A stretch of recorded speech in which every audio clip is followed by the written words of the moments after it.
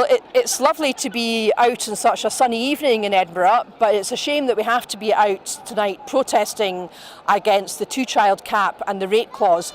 Well more than a year since Alison Thewlis, my colleague at Westminster, first spotted it in the small print of a Tory budget.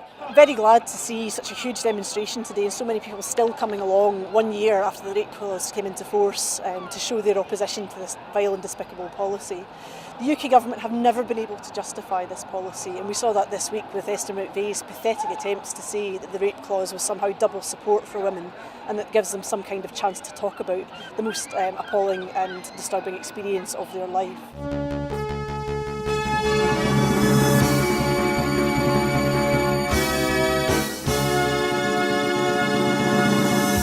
As you can see behind me, we're at the very beginning of the All Under One Banner rally. You can obviously hear the pipers behind me as events are about to kick off.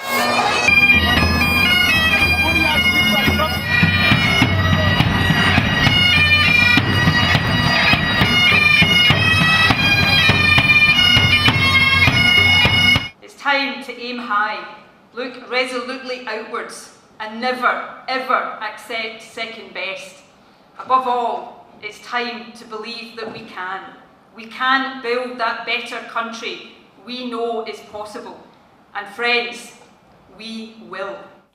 If you enjoy watching our programmes, please help us to be Scotland's independent broadcaster by signing up to become a Broadcasting Scotland supporter.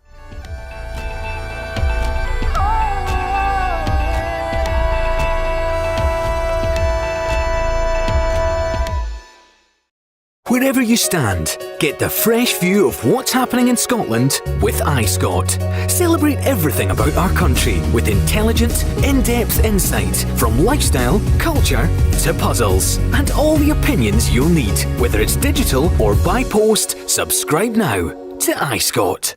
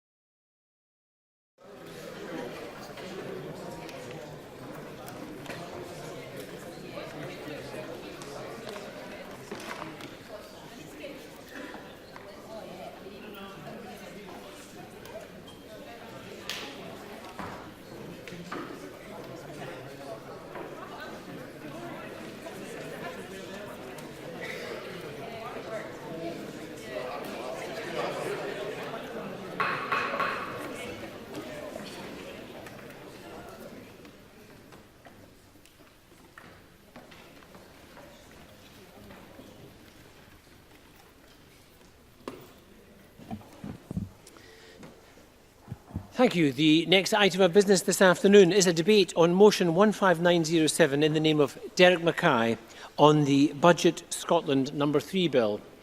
And before the debate begins, I'm required under standing orders to state whether or not any provision in this bill relates to a protected subject matter, that is, whether it modifies the electoral system or franchise for Scottish parliamentary elections, and in the case of this bill, it does no such thing. Therefore, the bill does not require a supermajority to be passed. The Cabinet Secretary will be very relieved to hear. Could I invite all members who wish to speak in this debate to press their request to speak button as soon as possible? And I call on the Cabinet Secretary, Derek Mackay, to open the budget. A majority would be super for the budget tonight. I'm delighted to lead this debate today on the final stage of the budget bill. A budget that ensures we provide the necessary certainty that the country deserves and expects. I would like to thank, first of all the Parliament's committees for their deliberations, especially considering the process changes we made following the agreement of Parliament. And I can confirm that I've responded formally to the Finance and Constitution Committee's report on the budget. This budget safeguards Scotland as best we can, using all of the powers and resources at our disposal with a clear focus on the priorities as a nation: education, the economy, the NHS, the environment and support for our communities, to name just a few. Education, a top priority for the Scottish Government, benefits from over £180 million to raise attainment in schools, and will transform early learning and childcare with a record £500 million expansion. And we'll continue our investment in skills and talent through investing over £600 million in Scotland's colleges, £1 billion in universities and £214 million on apprenticeships and skills for young people.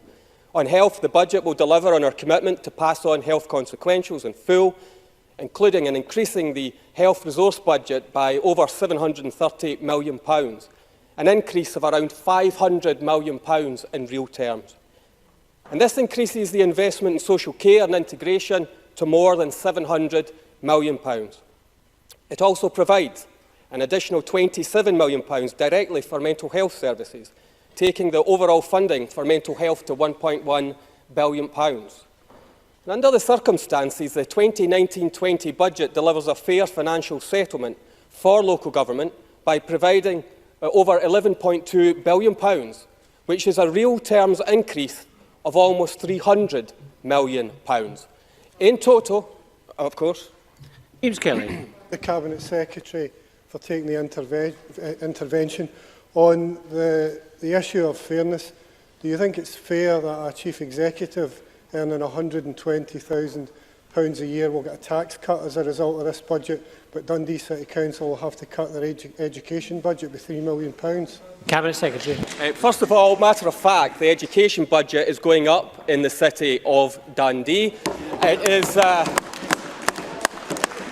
The education portfolio is increasing in real terms as well. Why is it that the shadow cabinet of the Labour Party is adopting the Tory tax plans on income tax when the Scottish Government is rejecting the Tory tax plans on income tax? In total, Presiding Officer, overall spending power for local authorities next year will potentially be up by some £620 million, higher than it is currently, whilst at the same time we're protecting household budgets by continuing to protect a cap on council tax increases, with overall levels of council tax continuing to be significantly less than in Tory-run England. On a cross-party basis, local government has lobbied for more discretionary taxes. Yes, I will. Graham Simpson. Can I thank you for taking the intervention? Why is it then that every single council in Scotland is having to make cuts? Cabinet Secretary. As I have just expressed, the Scottish Government is giving more money to local councils, a real terms increase to local government coming from the Scottish Government, and improved spending power of over £620 million. But do you know what? If I had followed Tory tax plans, £500 million would have to come out of public services to fund their tax plans. Or the calamity of Brexit, think what that would do to our public services across Scotland.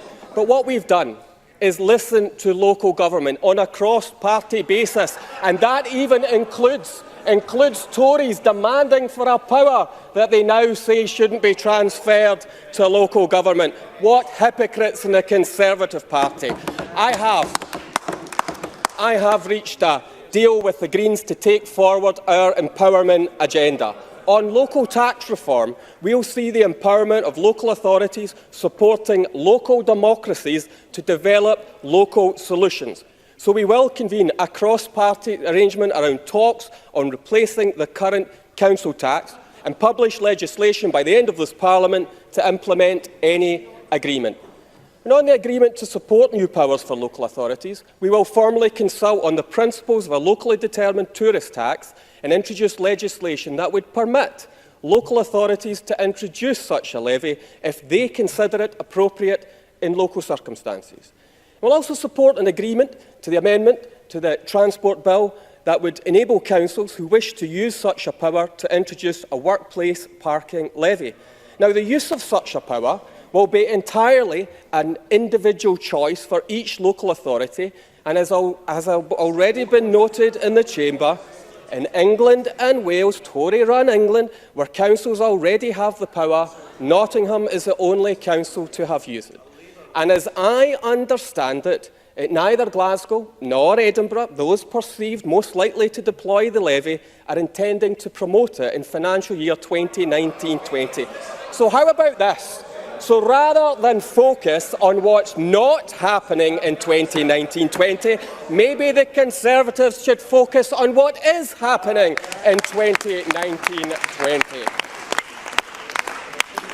So this budget delivers a competitive package on business rates measures to help our businesses grow, prosper and be successful. It delivers the most generous business rates relief package anywhere in the UK, worth more than £750 million, with capped poundage increases below inflation, ensuring that 90% of properties in Scotland pay less than in other parts of the UK. And it continues the growth accelerator to provide a further competitive advantage for Scotland's businesses. Our Economic Action Plan sets out the measures to build a strong, vibrant and diverse and dynamic economy, an ambitious national infrastructure mission, the National Investment Bank, an investment of more than £5 billion of capital funding in our infrastructure, investing £1.7 billion in transport and connectivity, £180 million towards city and growth deals, and we're also establishing an £18 million Advanced Manufacturing Challenge Fund and boosting town centres with a new £50 million capital fund. And a record £826 million will be invested in housing, delivering affordable homes in communities across Scotland. So this budget expands the use of our new devolved social security responsibility powers to create a system based on dignity and respect, with a total forecast expenditure of £435 million in financial year 2019-20. It delivers real action to tackle poverty and support families on low incomes, investing over £100 million to directly mitigate against the worst impacts of UK government welfare cuts, including mitigating the bedroom tax in full. On the subject of tax, as approved by the rate resolution this week, the budget ensures that 55% of Scottish taxpayers continue to pay less than they would if they lived elsewhere in the UK, with Scotland continuing to be the lowest and the fairest tax part of the UK. But, Presiding Officer, and I ask Parliament to approve this budget later today, I must draw attention to the work of the Chief Economist's works published today. The Chancellor's budget was constructed on the basis of an orderly Brexit, as was the Scottish budget. And with just over a month to go before Scotland faces being dragged out of the EU by the UK Tory government, we face the real and increasingly likely possibility that the UK will crash out without a deal. This government continues to believe that the best outcome for the UK and for Scotland is to remain within the EU. The choice is not no deal or the Prime Minister's deal. In fact, the Prime Minister's deal would make Scotland poorer as well. The UK government is systematically damaging our economy. Austerity by choice, Brexit by design, and any form of Brexit damages our economy and our people. Even though investment decisions have already been impacted, our economy has proven so far to be resilient, with GDP growth and record low unemployment. That economic success is now at risk by the increasing Brexit uncertainty and, in particular, the no-deal scenario. Today, the Chief Economist in the Scottish Government has published a report, and I think it's important that the people of Scotland know this, showing that a no-deal Brexit would lead to a major dislocation of the Scottish economy. A no-deal Brexit would be expected to push the Scottish economy into recession during 2019. There is the potential for the economy to contract by between 2.5% and 7% by the end of 2019, depending on the way in which a no-deal Brexit evolves.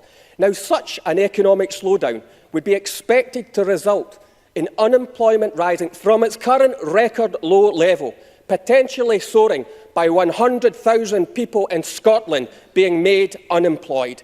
This would be an economic shock on the scale of a 2008 financial crisis. So Scotland should not have to pay such a heavy price for the incompetence of the Conservative government. Of course. Murdo Fraser. Well, surely the Finance Secretary sets out the scenario of a no-deal Brexit being so appalling. Is that not an argument for SNP MPs to back the deal on the table for the Prime Minister? Cabinet Secretary. You see the choice. Remember on the street of Downing Street, outside number 10, when the Prime Minister said there was a choice, hard deal, no deal, or no Brexit. We'll take no Brexit. Thank you very much.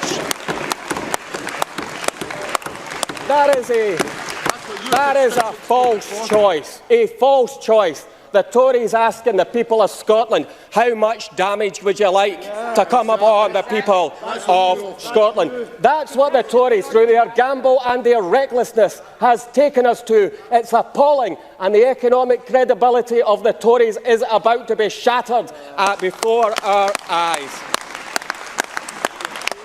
No deal Brexit is not just a hypothetical, it's impacting on our economy now and must be avoided at all costs. That's what happens when we leave the economy of Scotland in the hand of the Conservatives. And I say, of course, I'm working on an economic response in the event of a no-deal Brexit.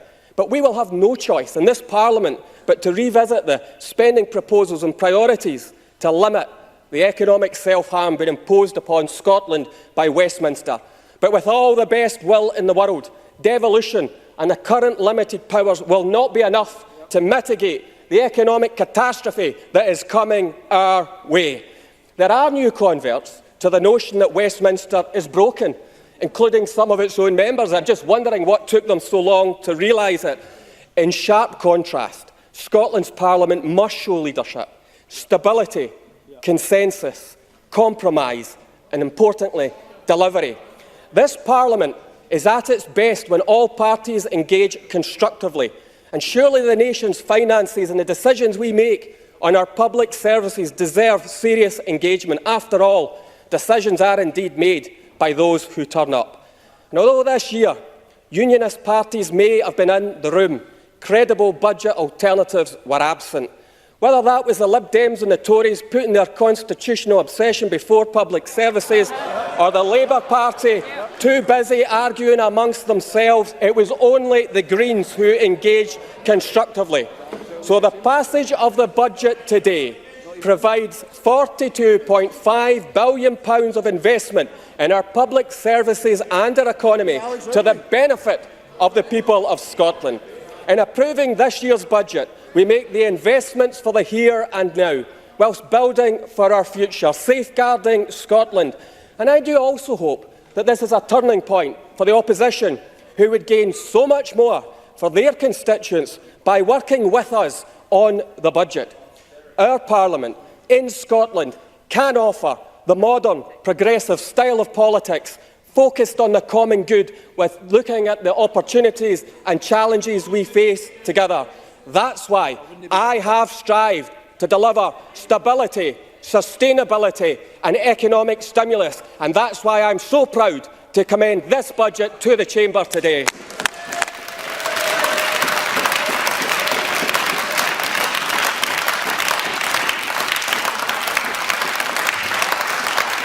Thank you. Thank you, Cabinet Secretary. And I now call Murdo Fraser to open for the Conservative Party. Murdo Fraser. Thank you, Presiding Officer. When Mr Lyle, don't worry, I'm coming to you very soon. Presiding Officer, when the Finance Secretary introduced his budget to Parliament at stage 1 just 3 weeks ago, I described it as a pay more, get less budget.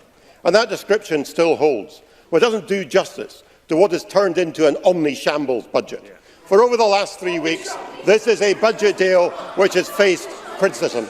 Criticism for a lack of transparency.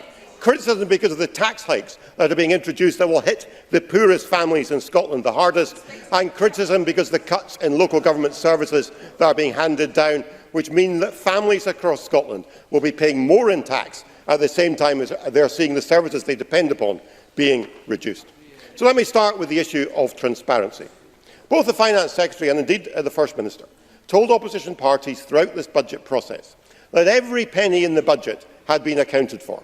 And yet we now know that there were additional Barnett consequentials from the UK Government, which the Finance Secretary was given notice of on Friday, the 25th of January, some 6 days prior to the Stage 1 debate in this Parliament. Barnett consequentials amounting to an additional £148 million, presiding officer. Now, no doubt when Patrick Harvie and the Green Party negotiated an extra £90 million for local government, they thought they were getting a good deal. Little did they know, I suspect, that Mr Mackay was holding back another £54 million to put into the Scotland Reserve. It doesn't say much for the Green Party's negotiating skills, but it says even less about the transparency of the Scottish Government's budget process. They get an extra £148 million thanks to the UK Conservative Government, but they keep that information to themselves. Mr Harvie will tell us whether he knew about this extra £54 million or not. Patrick Harvie. I am very well aware, just as Murdo Fraser is very well aware, that this is not being simply put into the reserve. It is being used to move it from one financial year to the next in order that a teacher pay settlement, a much-needed teacher pay settlement, will be funded nationally. Is Murdo Fraser saying that the Scottish Government should not be funding that teacher pay settlement? Murdo Fraser. Mr Harvie couldn't answer my very simple question. Did he know about this extra money or not? He didn't answer that question. Presiding officer, the lack of transparency in the budget has also been criticised by one of the SNP's own economic advisers. The economist Richard Marsh, a member of the Scottish Government expert group advising on economic modelling and statistics, and also a researcher for the SNP's Sustainable Growth Commission, has gone so far as to report the Scottish Government to the UK Statistics Watchdog, saying that the budget presented confusing data which buried key facts. He said that strict clarity guidelines had been breached for political reasons, and that figures in their budget were misleading.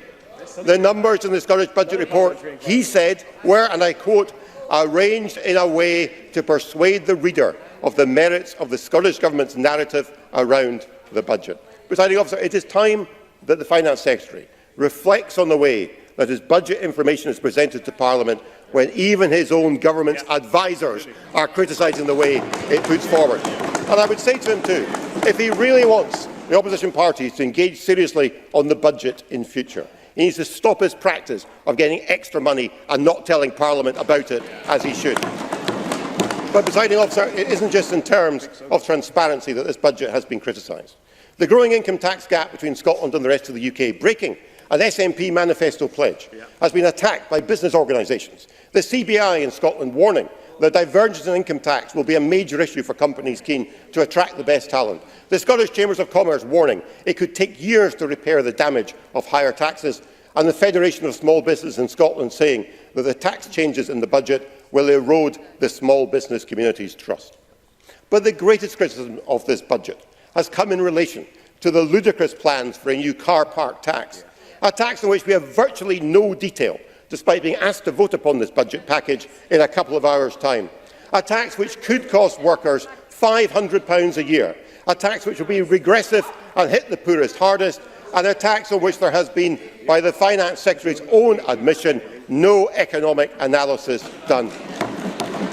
Presiding officer, the Scottish Government have claimed that this is a localist policy, but they have taken the decision centrally to exempt NHS buildings. But not all NHS workers are employed in NHS buildings. As we previously pointed out, GP practices will employ large numbers of staff but are not classified as NHS properties. Yesterday, when asked about this in the Chamber, the Health Secretary didn't even seem to know what the policy was, saying that NHS workers would be exempt, directly contradicting the Finance Secretary's position. In this shambolic government, the left hand doesn't know what the right hand's doing. I'll give way to any member of the SNP front bench who can tell me, are GP buildings exempt or not? No answer. They don't have a clue about their own policy. Oh, Mr Mason. Well, we are elevating Mr Mason to the government front bench. Not before time, presiding officer. Mr Mason. John Mason. I thank the member for giving way in his compliment. The answer is we have not yet started the process. Listen, the Rural Economy and Connectivity Committee Order, let's hear the question, will be please. doing Let's a hear the question, please. And it will be this Parliament, not the government, that makes the decision. Well done. Murdo Fraser. Well, I'm not sure Mr Mason will get promoted that quickly on the basis of that intervention. But I applaud his valiant attempt for stepping in when the front bench failed to, because yesterday Jean Freeman, who I'm not sure if Jean Freeman's here, Jean Freeman told us GP practices would be exempt. And now Mr Mason is telling us that they don't know the answers to that, so they need to make up their minds. And if NHS buildings are exempt, why not local government workers? Why not teachers? Why not social workers? Why not police officers? Why not emergency service workers? And for that matter, why not those in the private sector who may well be on lower pay than their public sector equivalents? Presiding officer, the First Minister was suggesting at the weekend that councils could rule out the car park tax and protect their local residents. But that completely misses the point. There are tens of thousands of workers who commute every day in their cars from one council area to another. Presiding officer, today every council group leader in Scotland, every Conservative council group leader in Scotland has pledged not to increase the car park tax. It is time the SNP did the same. But already we see SNP-led councils like Edinburgh and like Glasgow, First Minister, talking about introducing this charge, and in Edinburgh, Adding McVeigh has suggested to the council leader they should be paid not by employers but by employees. The employees should pay. Does Mr Mackay agree with Adding McVeigh on that point? Cabinet Secretary. The intervention is meant to be where I ask the question and Mr Fraser answers it. The question is this: Do those Conservatives who are against the workplace parking levy are also the same Conservatives that come and visit me demanding the power over local discretionary taxes so that local government can make decisions for themselves? Murdo Fraser. Presiding officer, I don't blame local councils across Scotland who have had their budget slashed by this Finance Secretary to go to his door and complain about that fact, presiding officer. Now, we know there are even those within the SNP who have complained about this regressive tax. John Swinney warned previously a workplace parking levy would lead to people simply parking their cars in nearby residential areas. He was right to do so. Both Bruce Crawford and Fergus Ewing are on record opposing these plans in the past. And much more recently, let's not forget, Richard Lyle told this Parliament, and I quote, "I am not for your parking charge levy, and I speak on behalf of thousands of motorists who have been taxed enough." There speaks the voice of reason on the SNP backbenches. It's time government ministers started listening to him. Presiding officer, in reality, there was no need for these tax increases. This was a budget where the Scottish Government had more money from Westminster, a block grant increasing in real terms by some £520 million as against last year, according to Spice. And also according to Spice, the Scottish Government's overall budget is up in real terms compared to when the Conservatives first came to power in 2010. Not like we think it listening to the SNP. And yet this budget delivers not just tax hikes, it delivers a slashing of the core grant to local government, according to Spice, some £230 million in real terms. And we see that in our local papers every day this week, as councils across Scotland set their budgets, having to reduce teacher numbers, cut the length of the school week, lay off school crossing patrollers, close libraries, close leisure centres, making cuts in the real services that people in Scotland may depend upon. The Finance Secretary may be in denial these things are happening, but they are happening on his watch, and he has to take responsibility for them. I'm sorry, I would give way. I'm in my last minute. Presiding officer, what we should have had is a budget that focused on growing the economy, because growing the economy increases our tax revenues. Every 20 new additional rate taxpayers we attract to Scotland generates at least £1 million in extra revenue. An extra 2,000 additional rate taxpayers would give us a minimum of £100 million annually extra to spend on public services.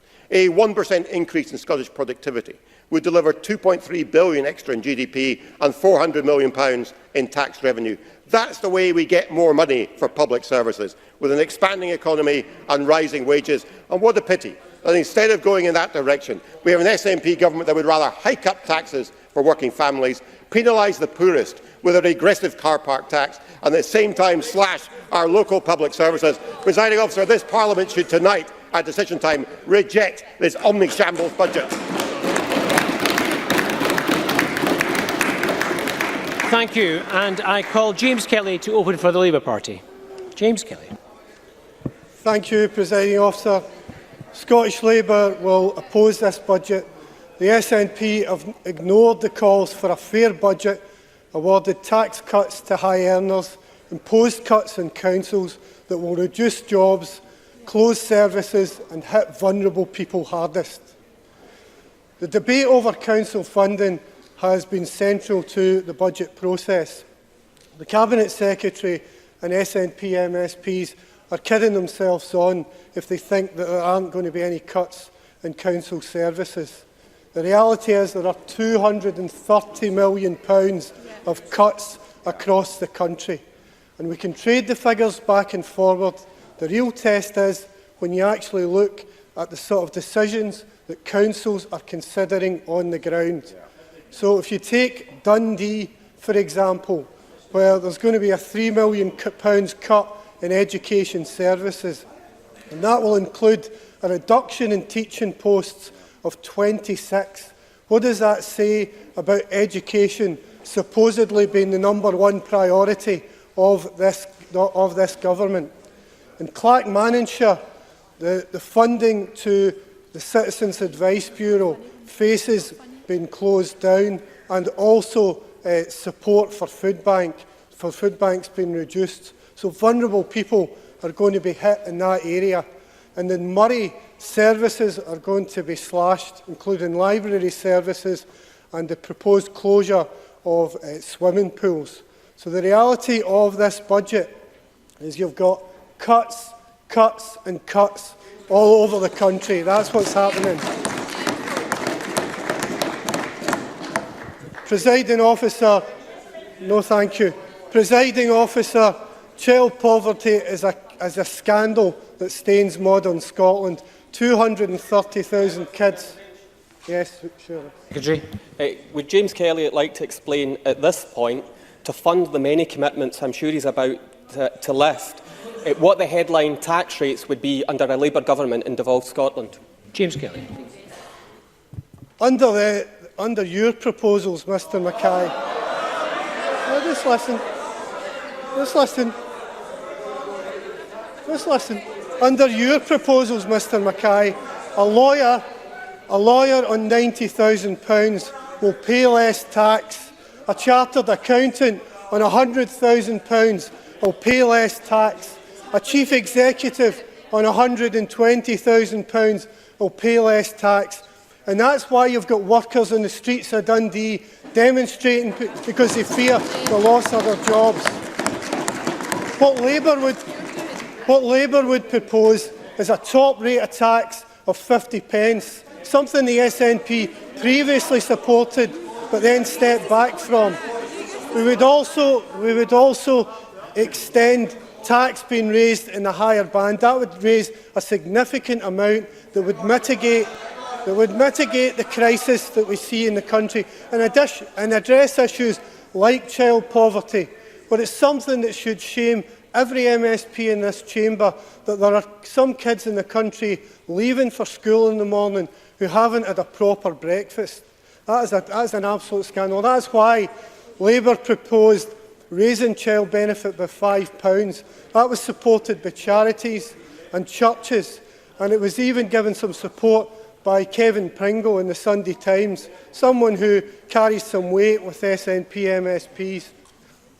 The government also failed in terms of mitigating the two-child cap. This is a horrendous Tory policy been imposed from Westminster, but we had an opportunity in this Parliament to do things differently, and we've failed.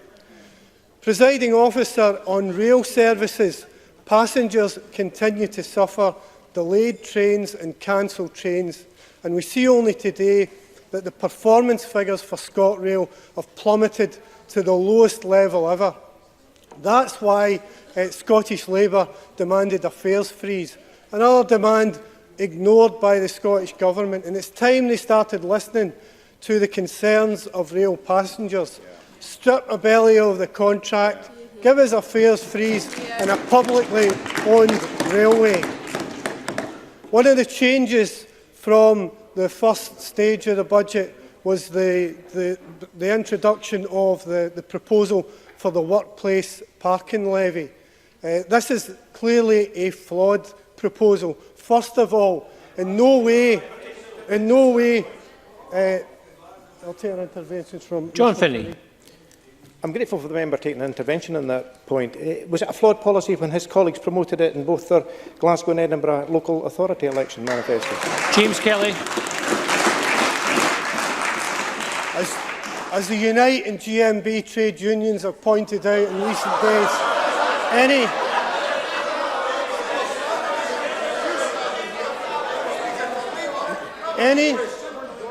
any tax that imposes, any proposal that imposes a tax on workers as they take their car to work is an unfair tax, and it will be opposed.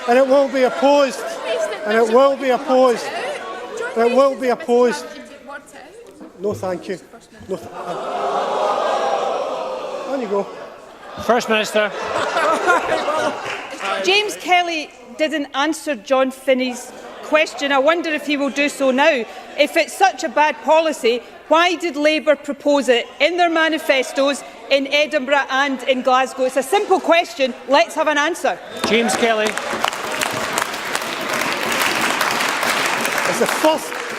As the First Minister will be aware, your government has carried out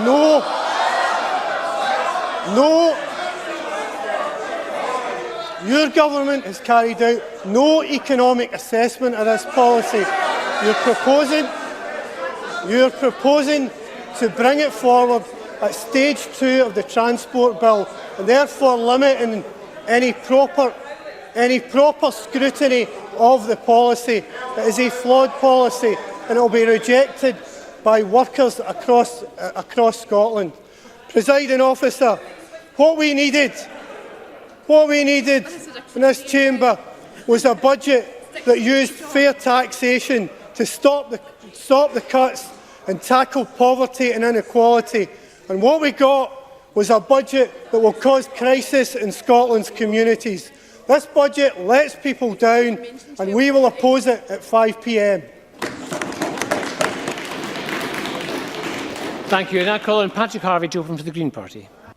Presiding Officer, just a few weeks ago, I took part in a public meeting in Denniston at the Whitehill School, which was debating with people from the Labour Party, the SNP, the Conservatives, and a great many people in the community debating the impact on their community if their pool was closed, as community centres and leisure centres across that city were all threatened. We all know the scale of what was under consideration before the budget agreement that secured not only new money but new flexibility for local councils. Well, today, my colleagues on Glasgow City Council, as they debate their budget this afternoon, are able to put forward a balanced budget proposal that involves saving all libraries, all sports facilities and community centres, protecting budgets for schools, including for additional support for the children who need it most in just a moment, and indeed new measures such as a climate emergency fund to save money through energy saving and cutting waste and investing in renewable energy, Glasgow Crossrail and active travel, things that would not be possible were it not for the agreement that we've reached. I've got time for one intervention. I'll give way to Mr Neil Finlay. Is the Cabinet Secretary telling the truth when he says that there are no cuts to any council's budget given the deal that the Greens and the SNP have struck? And if so, why are councils from Shetland to Dumfries debating lists of cuts that are as thick as you can find in every council across the country? If there's no cuts to be found, then tell us why they're doing that, Patrick Harvey. I am certainly not accountable for the words of the Cabinet Secretary, but I will say to Mr Finlay, as I have said before, if he's willing to listen to the answer, I've said to him before, I've not pretended that this results in a perfect budget. We know that councils are facing rising demand for services, inflation costs, and indeed in places like Glasgow, the cost of an historic, decades-long failure by the previous administration to meet the equal pay bill for councils. But in Glasgow, and indeed in Edinburgh, where my colleagues are putting forward a budget in Edinburgh which boosts care for older people by £9 million, an £80 million drive to a new programme of new high schools, and also putting forward some of the same measures on the climate emergency. Councils across Scotland are in a far stronger position to meet those challenges they face as a result of the work they've done. I won't pretend that it solves every problem, but I do say it's a vast improvement, and I do say again to all political parties that this process would only have been better if every political party in here had engaged positively and put forward proper, constructive, costed proposals as the Greens tried to do. Presiding Officer, I want to say something about the workplace parking levy. The reaction to this would be funny if it wasn't so dismal. This is a proposal legislated for down south by a Labour government, used by a Labour council, proposed by Scottish Labour councillors, supported by Lib Dem MSPs and councillors in the past, voted for by Tory councillors in the past. The fact that they've decided that this is an intolerable policy when we propose it but not when they proposed it is simply a mark of shameless political opportunism. And coming in a week after young people across Scotland and the world have taken radical action themselves to demand urgent responses on air pollution and on climate change, some people appear to be losing the plot over something as trivial as this policy. This is not even in. Yes, indeed. Presiding Officer, this policy, the workplace parking levy, isn't even in this budget. And I'll tell you this, it'll never be in a Scottish budget, because this is about giving powers to councils where they decide, where local decision makers decide that it's in the local interest. I want to finish, Presiding Officer, with one appeal across the whole political spectrum. We now have the opportunity to do something radical to decentralise fiscal power in this country, something this Parliament should have done much earlier in its 20-year history. We've got the opportunity to start devolving non-domestic rate reliefs. We've got the opportunity to give new tax powers and new environmental levy powers to councils. And we've got the opportunity, finally, if all political parties take it, to scrap the broken, unfair council tax which creates so much injustice in our society. I only hope that all politicians will step up to that opportunity and make sure that we get better improvements year on year as a result of the changes we've negotiated in this year. Thank you. Thank you. And I call on Willie Rennie to open for the Liberal Democrats. This is shaping up to be the worst of Scottish budgets.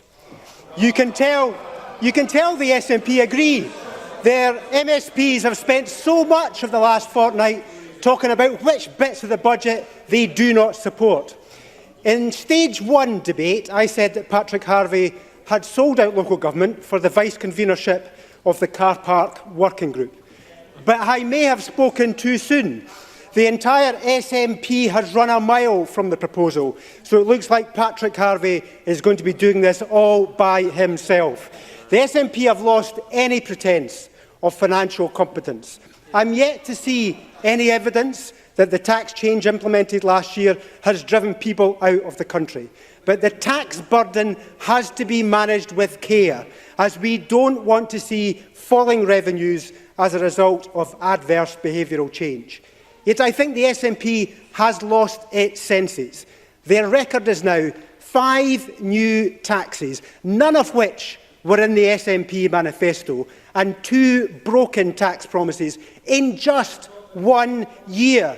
If people think that taxes will rise at every budget and over a range of areas, this country will get a reputation for being high tax, and we may see the result in falling tax revenues. The Greens have been bought very cheaply. It turns out the extra money for councils was already available. There were £123 million of October consequentials, £148 million of January consequentials, hundreds of millions of underspend this year, plus the hundreds of millions of underspend next year that this government's track record all but guarantees, plus increased tax receipts from the public sector pay increases, and £54 billion put into reserves. The Greens didn't get all the money that was available, and the Greens said to councils, we have closed your £237 million funding gap with £90 million cash and permission to cut adult social care by £50 million. Quite astonishing. Then they said they don't expect councils to cut the social care, but they still closed the gap. It never added up, and it's a clear trick. And local government finance reform has been delayed until the next Parliament. The next Parliament. Yet more talks on top of all the other talks that we've had that have amounted to absolutely nothing. Not just now. On council tax, the Greens used to say that the council tax was unfair. So unfair that they want it to go up this year and become even more unfair. On the parking levy, the inventor of the plan, John Finney, tweeted the wrong information about the Nottingham scheme. He said you only paid for the 11th car parking space. Not true. You pay for all 11. So this budget is a list of policies they do not understand, of cuts they can't hide, of taxes they are putting up when they promised they would go down. What a budget this is turning out to be. But we couldn't. It could, of course it could, have been different. We offered to work with the SNP. We've done it before. In previous years, we voted for the budget. They remember we voted for the budget when we secured extra support for early education and childcare despite their opposition, for colleges despite their opposition, for school meals. So we have been prepared to work with the SNP. But with the First Minister travelling the world to tell all about her plans to break up the United Kingdom in the wake-up of the break-up of the European Union, it's no surprise that we might be just a little bit concerned. So there is no way we could support a budget of a government determined to drive forward yet another divisive independence referendum. We asked for a cessation so we could work together on this budget. But they could not even agree to a short cessation. Such is their obsession. We have successfully harried the government to invest in mental health services, but the government are now playing catch-up, and we remain unconvinced that the funds announced will feed through to real change quickly enough. Last year we said mental health spend should rise to a total of £1.2 billion. But a year later, it is still £100 million short. That's £100 million for new health professionals in the NHS, in schools and the police. We needed a budget that put teachers at the very centre of our developing economy in the years to come. And a proper and fair deal for local government was important too. So this year, we could have worked together on the needs of local government, on the funding of mental health and the support for teachers. But Derek Mackay declined. I am sure the Finance Secretary will be taking down his Catalan flag from his flagpole in Renfrew this weekend. It turns out the Catalan pro-independence parties have insisted on a dialogue over independence as a prize for them supporting the Spanish government. Who says we're not allowed to put independence and the Constitution at the heart of the budget debate? We will not support a Scottish Government that will use this budget as a stepping stone to independence and the economic damage that would bring. This budget could have been very different if it were not for the one-track mind of the SNP and their sidekicks at the Greens. Thank you very much. And we turn now to the open part of the debate, and I call Angela Constance to be followed by Dean Lockhart. Angela Constance. Thank you very much, Presiding Officer. After the Stage 1 debate a few weeks ago, I had hoped that Chamber would be in a more mature, reflective mood today, prepared to really discuss and indeed debate the big budget issues of the day on how best to grow our economy and how to make Scotland fairer. And I know that I, for one, won't be quoting poetry at Mr Mackay, because he's the only man I know that if a woman quotes Tam O'Shanter at him, he takes it as a compliment. Instead, what we've heard over the past few weeks is a real heavy dose of hysteria.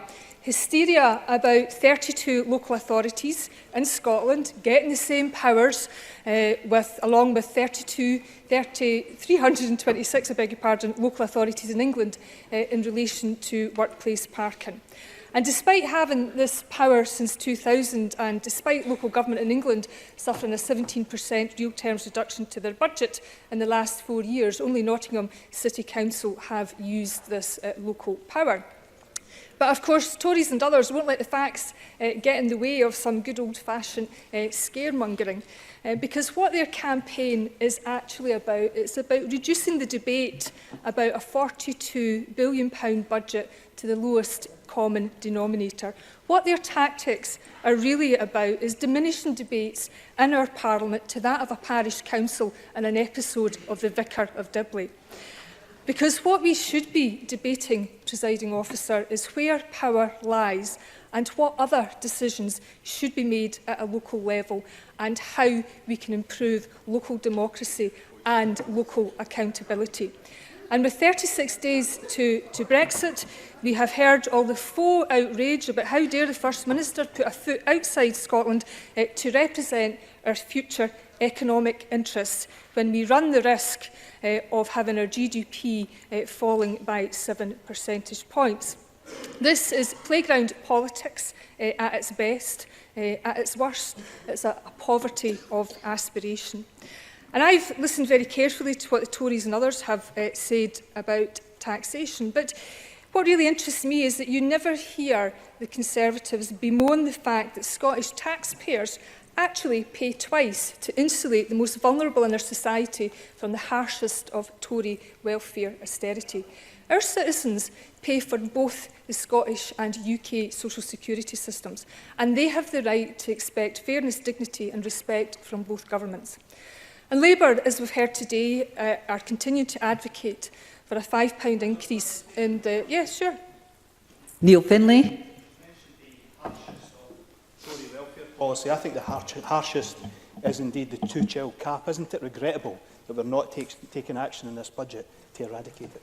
Angela Constance. There's a very serious point about the role of mitigation, and I do want to get on to that point that Mr Finlay raises, although I do regret that the Labour Party have not produced a costed alternative budget about how best we use our resources and powers in this place.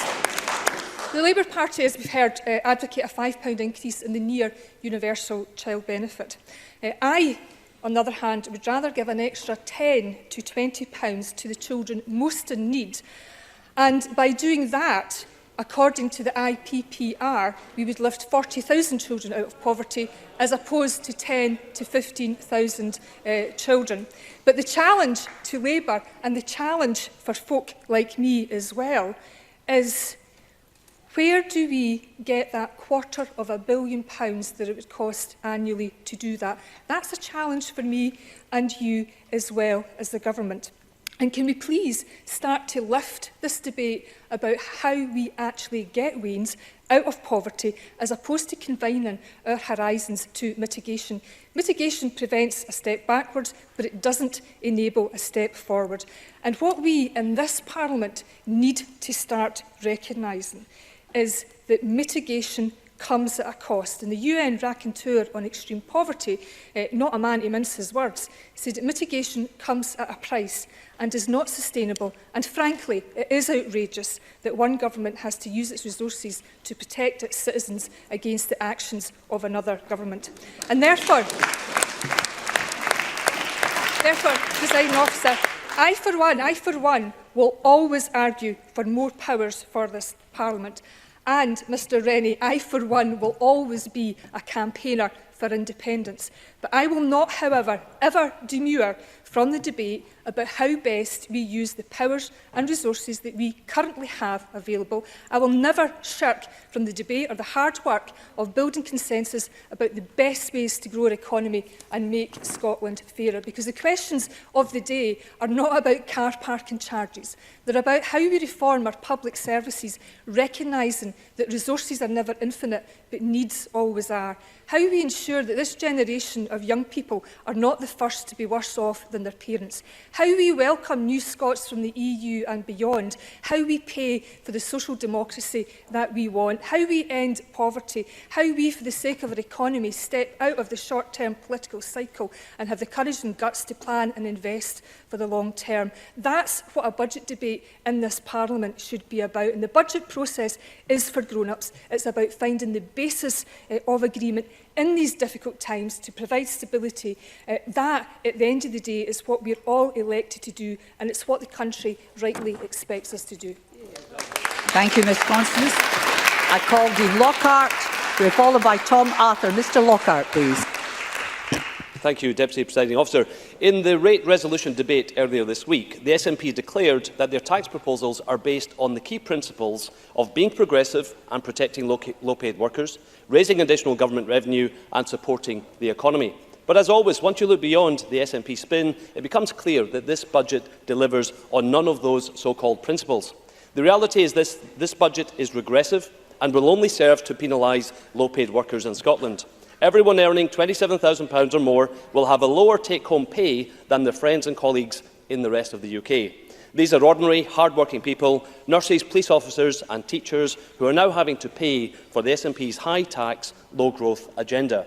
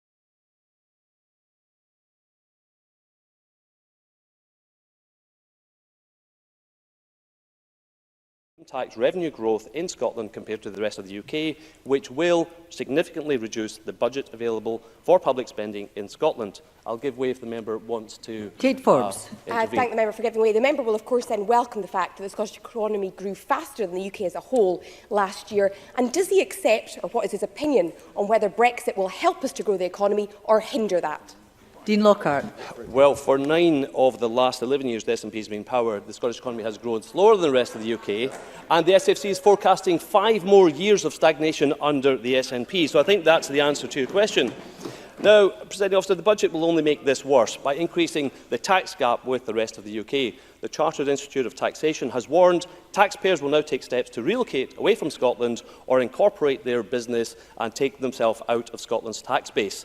So the Finance Secretary has to recognise that under the fiscal framework, the priority must be to increase Scotland's tax revenues relative to the rest of the UK. But this budget does precisely the opposite and will create a vicious cycle of ever higher taxes having to be imposed on a declining tax base in Scotland. Presiding Officer, the SNP has also claimed that its tax policy will support Scotland's economy. Every leading business organisation in Scotland disagrees. The CBI has warned that Scottish business will be unable to compete with rivals across the UK in the event of further divergence of tax rates. The Scottish Chambers of Commerce has told the SNP the sooner politicians realise that supporting economic growth rather than hiking up taxes is the route towards increasing revenues, the quicker Scotland will prosper. And the Federation of Small Business has told the SNP that their latest tax increases will erode the trust of the small business community. We have a straight choice here. We can either believe the SNP that higher taxes will grow the economy, or we can believe every leading business organisation in Scotland that higher taxes will damage economic growth. I think it's clear which side of the argument is correct. Presiding Officer, after 11 years of SNP government, we are already seeing the longest period of low growth in Scotland for 60 years. This budget will only cause further damage to Scotland's economy as forecast by the SFC. By introducing the deeply regressive car park tax, this budget also shows the people of Scotland that this is a tired government, a government out of ideas. Members in his last minute. A tired government, a government out of ideas, out of touch and fast running out of time. And that's why we will be voting against the budget at decision time today. Thank you. I call Tom Arthur, to be followed by Pauline McNeill. Mr Arthur, please. Thank you very much, Presiding Officer. It's an honour to have the opportunity to contribute to this Stage 3 budget debate. And I would like to begin by highlighting one single budget line I am delighted to see contained. And that's the £180 million towards the attainment challenge and £120 million to go direct towards head teachers. I'm sure the whole Chamber will join me in congratulating the outstanding work of teachers, staff, pupils and parents in Renfrewshire and Renfrewshire Council officials as well on their achievement this week. Significant year-on-year improvements in listening, talking, reading, writing and numeracy, with the attainment gap closing across all measures. In Renfrewshire, an area where we have some incredibly challenging circumstances for some of our young people, this is an achievement I think we should be incredibly proud of, teachers and pupils and staff in Renfrewshire, and I hope the Parliament will show its appreciation.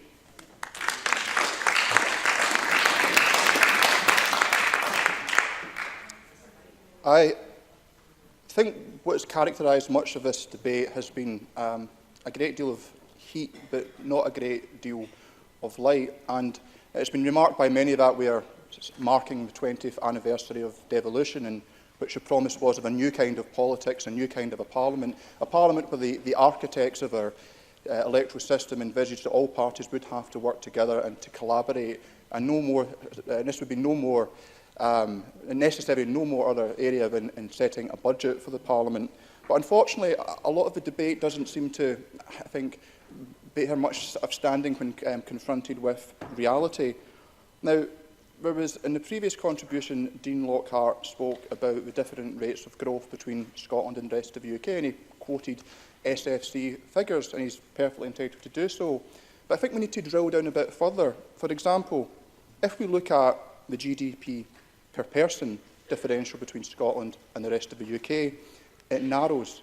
But if we look at the per capita working age GDP between Scotland and the rest of the UK, the difference and the forecast of the SFC disappears completely. Now, why would this be the case? Well, it's a demographic issue. We have an older population, and so we face a significant challenge in growing our population so that we can fund our public services. And this is something that is going to be made incredibly difficult by Brexit.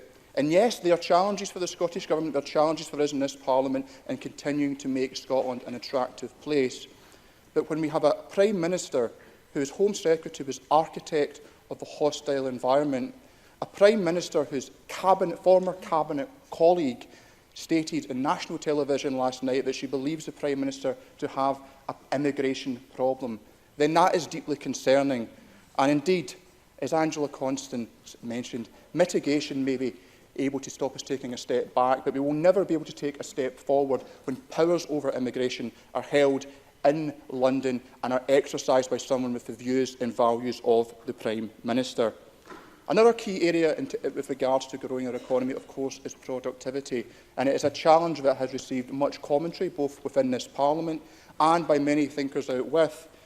If I may, with your permission, Presiding Officer, I wish to quote from a recent article in the respected Society Now, the Economic and Social Research Council's journal. And it's from Professor Philip Mackay, who is a Professor of Urban and Regional Economics at the University of Sheffield. And he made some interesting remarks regarding productivity in the UK.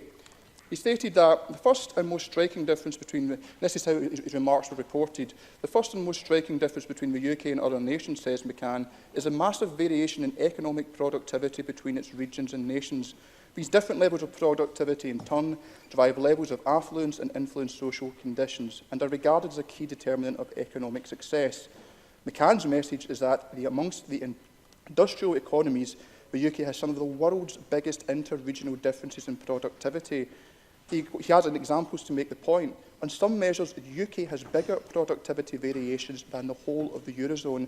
It has regions that are less productive in many parts of the Czech Republic, Slovakia, the Baltic states and the former East Germany. And almost half of the UK population today lives in areas that are poorer than West Virginia or Mississippi in the US, where British TV companies go to make documentaries about poverty. To suggest that somehow the challenge in productivity is exclusively an issue for Scotland and exclusively an issue for the Scottish Government is not something that stacks up. And I think we have to be a bit more mature in how we discuss productivity and a range of other measures.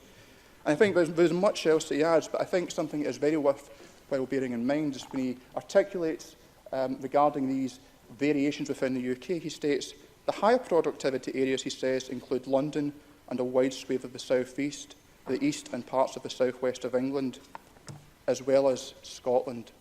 And he then goes on in this article to go and praise the work of the Scottish Parliament and how it's enabled a more data-driven approach. And he highlights how actually smaller territorial units of around about 4.5 million are able to address issues of productivity far more effectively.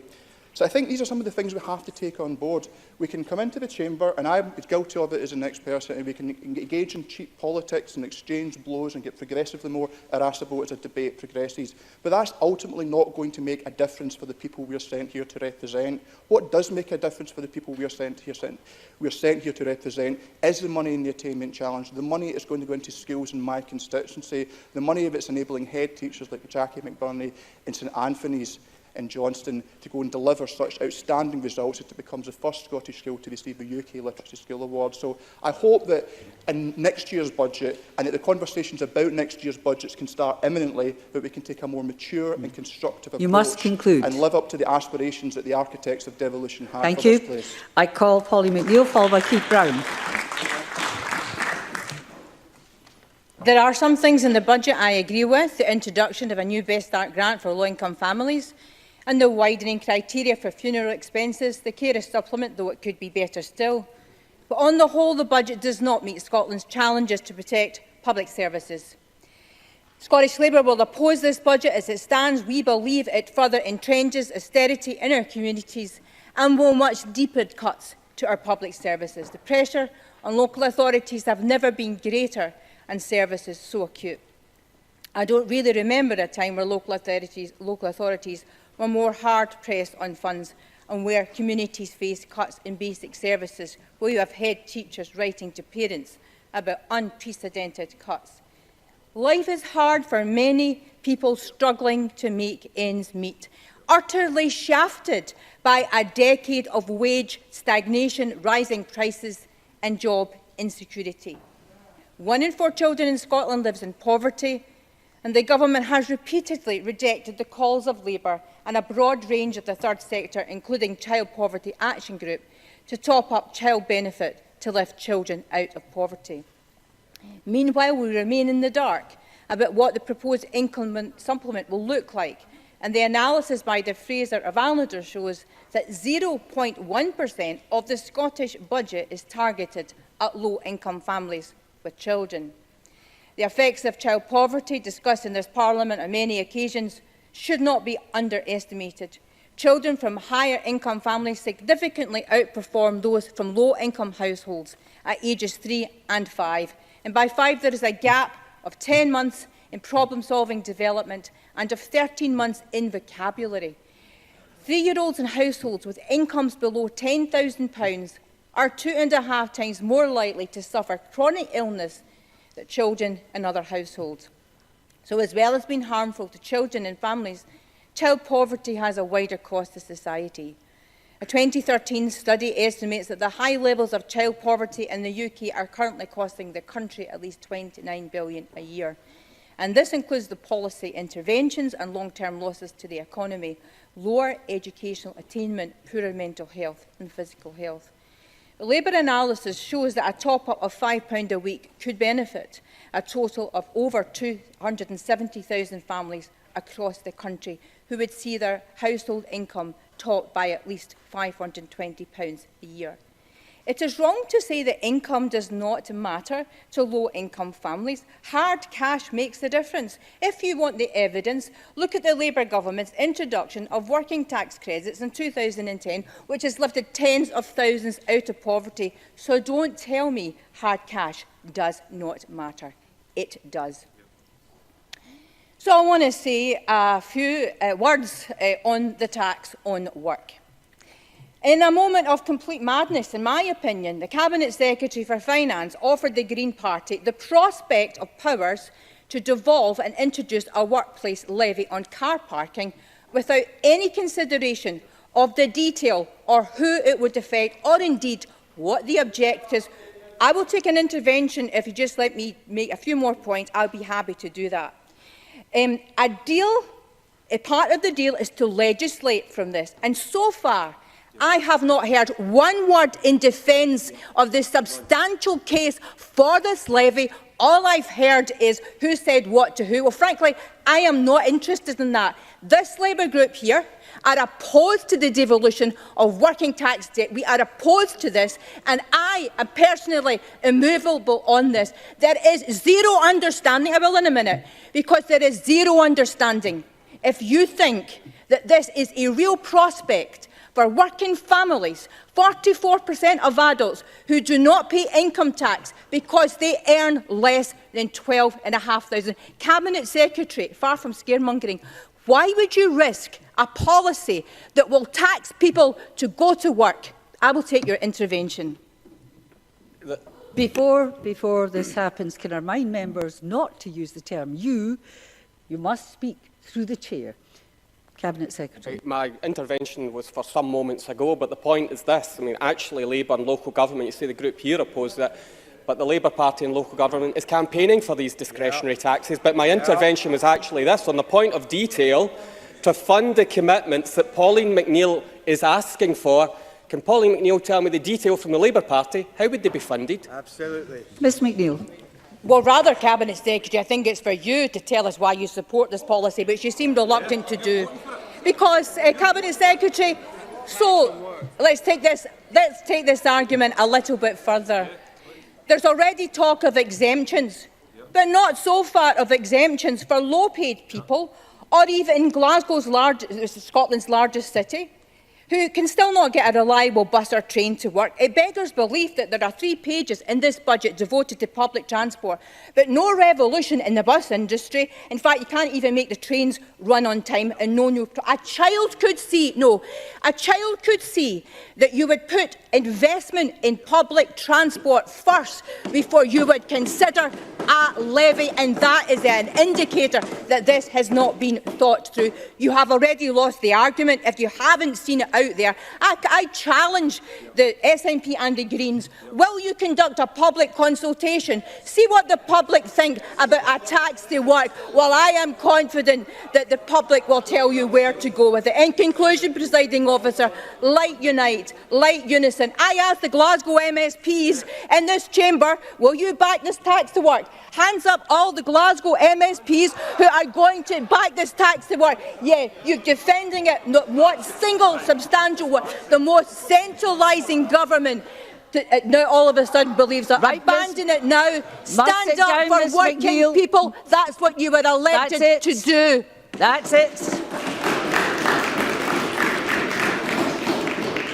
Your passion does you credit, but you still kept using the term you. I will be determined. Keith Brown, followed by Miles Briggs, please. Thank you, Presiding Officer. It's a pleasure to have the opportunity to speak in favour of the budget proposals of the Scottish Government, and I believe they show a progressive agenda being pursued by the Government, despite what is obviously one of the most financially difficult backgrounds, caused by 2 things. First of all, the failed austerity agenda of the Conservatives and the complete economic failure of the previous Labour Government. If you remember, the legacy of the Labour Government, the last 5 words, there is no money left. That was Labour's legacy. And it's interesting, it must be a difficult budget, because look at the action of the 3 parties other than the Greens, the opposition parties. The Tories don't want to be seriously part of this because they know that a £5.5 billion tax cut and more spending for everything doesn't add up, so that's why they don't come up with a budget proposal. Labour, I think, is simply incapable of coming up with a budget proposal. And I actually was approached by a Labour councillor asking if I'd put an amendment to the budget, presumably because he felt he couldn't get an amendment past the Labour group in the first place. And then we come to the lonely figure of Willie Rennie, who wants everyone else to give up on what they believe in order to even have a discussion about the budget. Even his former colleague Margaret Smith described that as bizarre and stupid, and that's why the Liberal Democrats have had no input into the budget at all.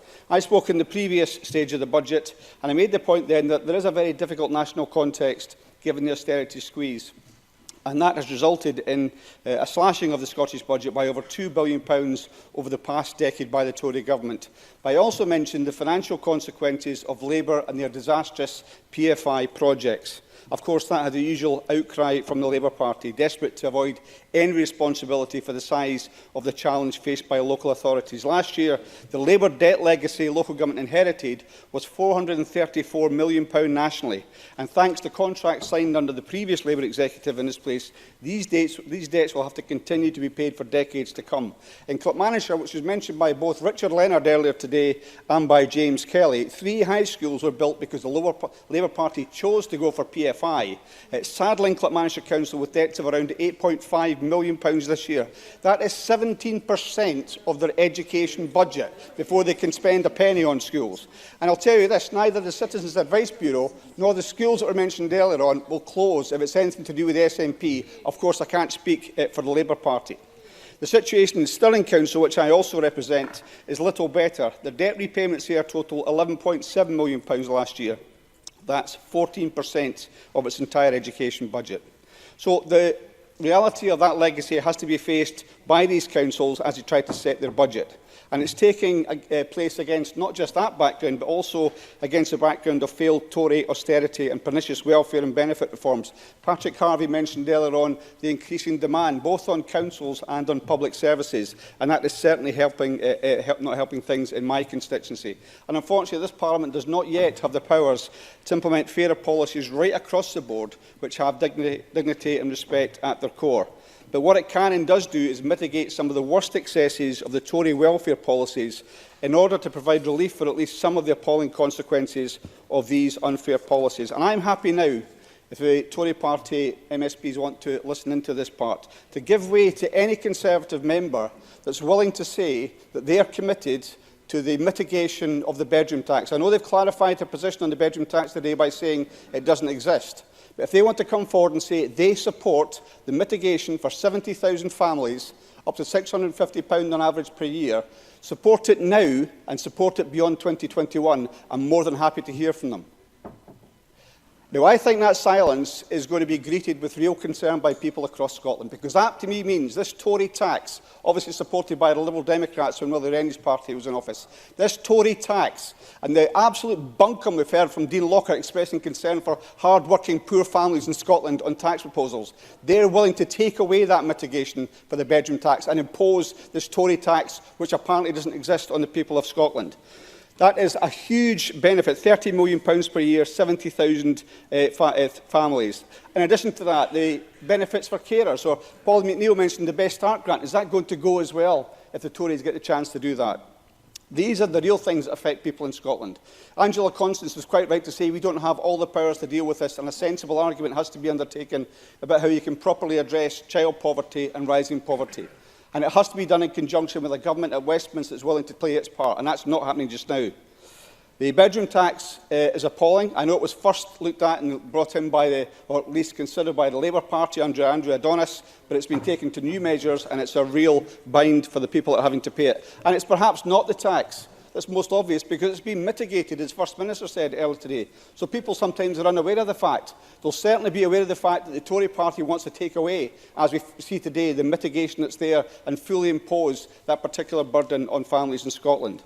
So will they support the people in Scotland, or will they continue to support their London masters and the absolute dissolution of Westminster that we've seen this week, with people who at the start of the week were Labour MPs, some of whom were Tory MPs, sitting down, shaking hands on the same benches?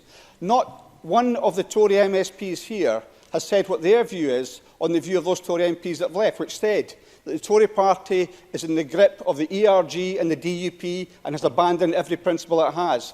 They're willing to speak up about it. Not one single Tory MSP will speak up about the biggest threat to the welfare of families in Scotland, which is a hard Brexit, or any Brexit at all. Where are they going to find a spine to speak up for the people of Scotland? When are they going to find a spine to actually propose a proper, responsible amendment? The member is just closing. I would like to have taken an intervention from I'm afraid you must conclude. You must conclude. I'm grateful for the opportunity to contribute to the debate and support the Scottish Government's proposals. I call Miles Briggs, to followed by Kenneth Gibson. Thank you, Deputy Presiding Officer. In my time as an MSP, I've not seen such a negative reaction from members of the public to any budget proposal like I've seen to the SNP car tax. I know the First Minister hasn't had the opportunity to speak to many Scots recently, but I think it's important that in the coming weeks, SNP members and ministers actually start to listen to the growing concerns at the impact which the SNP car tax will have on businesses, on workers, on the economic attractiveness of our country. The Finance Secretary has, let me make some progress.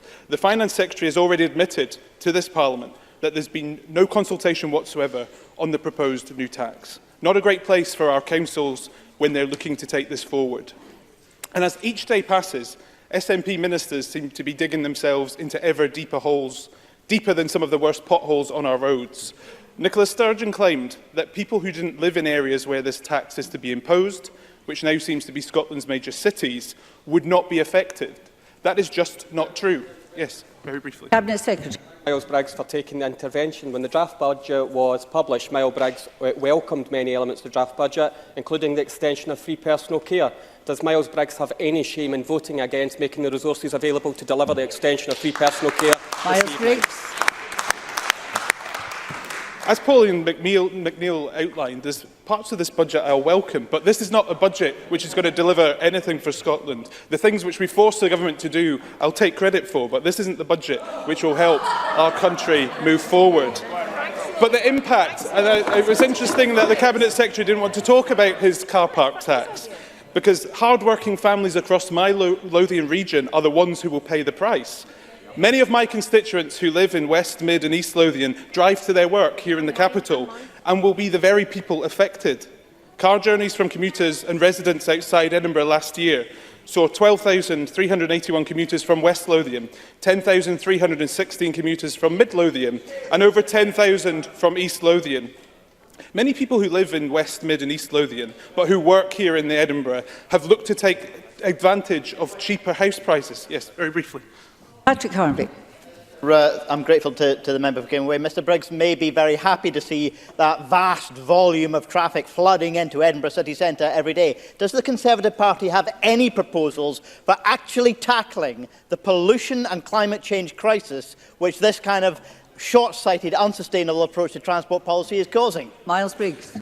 Mr Harvey, I think you summed up this policy when you said this was a trivial policy. Yes. This is not a trivial policy. This will impact on everyone in Scotland. This is an impact on people and their businesses. It will impact on our GPs, our care homes. This is the impact which you haven't explained. Maybe you didn't think through the policy. Maybe it wasn't yours. Maybe the Cabinet Secretary suggested it for votes. We don't know. But I'm proud to represent Edinburgh and Lothian. As our capital city, it remains a vibrant and successful city. But SNP ministers are increasingly risking that. Edinburgh in the South East has outperformed our Scottish economy last year and is actually performing still, the only part of our economy still growing. Now, I know from speaking to businesses across my region that they increasingly feel this Finance Secretary and this government is taking the economy of the Lothians for granted. Now, this Scottish Government budget has demonstrated that increasing deficit and debt levels, which this government's spending, also is building up. Last year, for example, the deficit was over £13.4 billion, equivalent to 9.7% of our GDP, while the UK rate was at 1.9. Scottish Government debt has hit £1.5 billion this year, as SNP ministers borrow the very maximum on the nation's credit card. Deputy Presiding Officer, it used to be said that as night follows day, the fundamental truth of any Labour government was that it eventually ran out of other people's money. But it now seems that the SNP Finance Minister have joined the same club. No, I've only got 2 minutes left, having taken 3 interventions from SNP members. And Patrick Harvey, which is maybe the same thing. Deputy Presiding Officer, the fundamental fact of this SNP Green budget is it will hit small-town Scotland. Hard-working Scots who play by the rules, work hard and who are trying to get on in life and build a better life and future for them and their families. Deputy Presiding Officer, my colleague Murdo Fraser famously last year lamented the deal struck by the Finance Secretary and the Greens in this Parliament, when he somewhat cruelly said to Derek Mackay that he'd done a deal with the lentil-munching, sandal-wearing watermelons. Well, looking at this budget in the round, what is clear is in the last few weeks we have seen that this SNP Green budget, the lentils have fermented, the sandals have snapped, and the watermelon in it is truly rotten. Deputy Presiding Officer, we had an opportunity with this budget to deliver a budget for jobs and growth for our country, for our constituents. All that we've got from SNP and Green members is a tax on small-town Scotland. I think they'll pay the price in 2021 for all their new taxes. Thank you. I call Kenneth Gibson to be followed by Colin Smith. Mr Gibson. Presiding Officer, over half of councils plan on dipping into the reserves this coming year, and 3/4 will increase council tax by the maximum amount in 2019-20. Children's services and education is the #1 financial pressure for the second year running, ahead of adult social care, which is still under severe demand pressures. Cuts are increasingly visible, with half of authorities feeling cuts are now, and I quote, negatively affecting relationships with local communities. 8 in 10 councils say they're not confident in the sustainability of local government finance. Indeed, 1 in 20 councils are concerned that cuts are so deep they will struggle to deliver the legal minimum level of services, and 80% have no confidence in the current funding model. Now more than ever, we need a thriving, resilient local government sector to weather the storm of national uncertainty, but years of chronic underfunding has left local government on life support. No, these comments are not about Scotland. They refer to English local authorities and were made only last week in Public Sector Executive by Local Government Information Unit Chief Executive Jonathan Carr-West. Richard Watts, Chair of the Local Government Association's Resources Board, said the survey illustrates the severity of the challenges after a 40% cut in UK government funding for English councils, emphasising the upcoming spending review will be make or break for vital council services. Speaking for COSLA, Tory councillor Gail McGregor told the Local Government and Communities Committee that due to funding cuts, and I quote, local government is collapsing in England and Wales. Whilst asking for more resources and fundraising powers, Councillor McGregor failed to say how much additional funding COSLA sought or where it would come from. Neither did any opposition MSP. Today we've got Tory MSPs bleating about alleged cuts in Scotland, whilst a UK government to which they display dog-like devotion eviscerates local authorities south of the border. The hypocrisy is simply breathtaking. Meanwhile, Labour MSPs will be disappointed that this budget does not include Labour's manifesto commitment to introduce workplace parking charges. However, it allows for an amendment to the Transport Bill, giving local authorities the choice of whether or not to introduce a parking levy, a power Labour, Lib Dem and Tory councillors asked for, but which their parties now criticise. I'll take an intervention. Joanne Lamont. Ms Lamont, your microphone, please. That's it. No, sorry, I wonder if you could clarify. Are you saying that the job losses and the public service cuts and the closures are all alleged across Scotland, rather than the reality that far too many communities are going to have to experience? Kenneth Gibson. Labour's absence of memory in this is unbelievable. I actually was a Glasgow councillor when Labour cut 9% from the city budget in 1 year and 3,500 jobs. This is a budget which increases local government funding. But of course, as we know, Labour is in truly dire straits. Once they covered the plains like the buffalo. When I was re-elected to Glasgow City Council in 1995, they numbered 77, while I was the sole SNP councillor. These days, sightings of Labour members are becoming increasingly rare, with 4,674 in Scotland chucking it last year, an 18.2% fall. The impact of Richard Leonard's leadership is similar to that of the Black Death on a medieval town. And with 8 of their MPs resigning this week, so far, it's only Thursday, Project Corbyn has hit the rocks. So what to do? Well, having a credible alternative, any alternative to this budget would be a good start. However, as they go the way of the dodo to prevent extinction, Jackie Bailey, Neil Findlay, John Lamont and James Kelly could perhaps form part of a captive breeding programme. Who will the silverback be, though? One wonders. Members of the public could pay to got but not feed. I can hear their mating calls now, Presiding Officer. A decade ago, Labour set out their conditions for supporting the SNP's budget of the day. John Swinney met those demands in full, only to be told by Labour's then finance spokesperson Andy Kerr that he couldn't carry his own group. Of course, ultimately Labour did at the second attempt for fear of an election back that budget. It showed, though, that even negotiating an agreement with them is no guarantee they will deliver. No doubt that's why Labour don't even bother to engage anymore, moaning about whatever the SNP proposes, but rarely a UK Tory government that's imposed austerity. It's made them increasingly marginalised. I've taken an intervention. One is enough. I urge them to back this budget and come to the table with an open mind and some positive suggestions next year, although I will not be holding my breath. And it's funny how Labour are always deaf to the 28,000 local government jobs that have gone in Wales under their administration. But Mr Corbyn says, oh, that's because of UK government cuts, but they ignore UK government cuts to this Parliament. The Lib Dems, one is all suspicious of any parliament or a country with the word Democrat in its title, like Vladimir Zhirinovsky's Liberal Democrats in Russia, People's Democratic Republic of North Korea or Democratic Kampuchea. And so the famous five, led by a leader incapable of taking interventions, tell the SNP with 62 MSPs... Sit down a minute, Mr Gibson. I can't hear. Sit down, please, just now. Mr Gibson. Mr Gibson, you can't hear me now. I can't hear what people are saying. But I want to hear what people are saying. Mr Gibson, please. I've told you. Mr Gibson. Thank you, Presiding Officer. Willie Rennie and co need to participate. I know they fear losing unionist votes to Tories and Labour, but I'm sure their tactical voters will forgive them. This budget strengthens Scotland's stability in the face of Brexit uncertainty and takes our economy forward. It fully funds our economic action plan, improves the competitiveness of our business environment and will bolster growth. My constituents will benefit from the 3.6% increase in NHS Ayrshire and Arran's budget to £720 million. Resource and capital available to North Ayrshire Council increases by £26.6 million from £279.842 million to £306.502 million, a 9.5% uplift. And we will introduce Frank's Law, which shockingly Miles Briggs, who campaigned for it, will now vote against.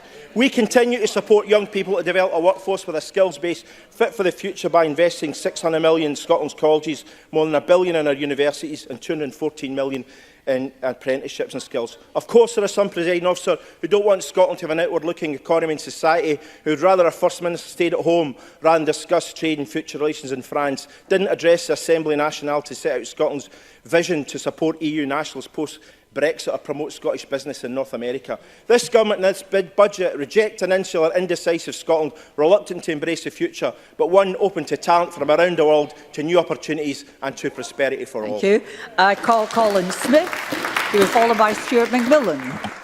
Presiding Officer, when we look back on this parliamentary term and the budgets agreed, it will be remembered for the shameful attack on local council services. When SNP and Green MSPs rubber stamp the budget today, it will mean that across Scotland in the days and the weeks ahead, councillors of all political persuasions and none will once again have to wrestle with the painful choices.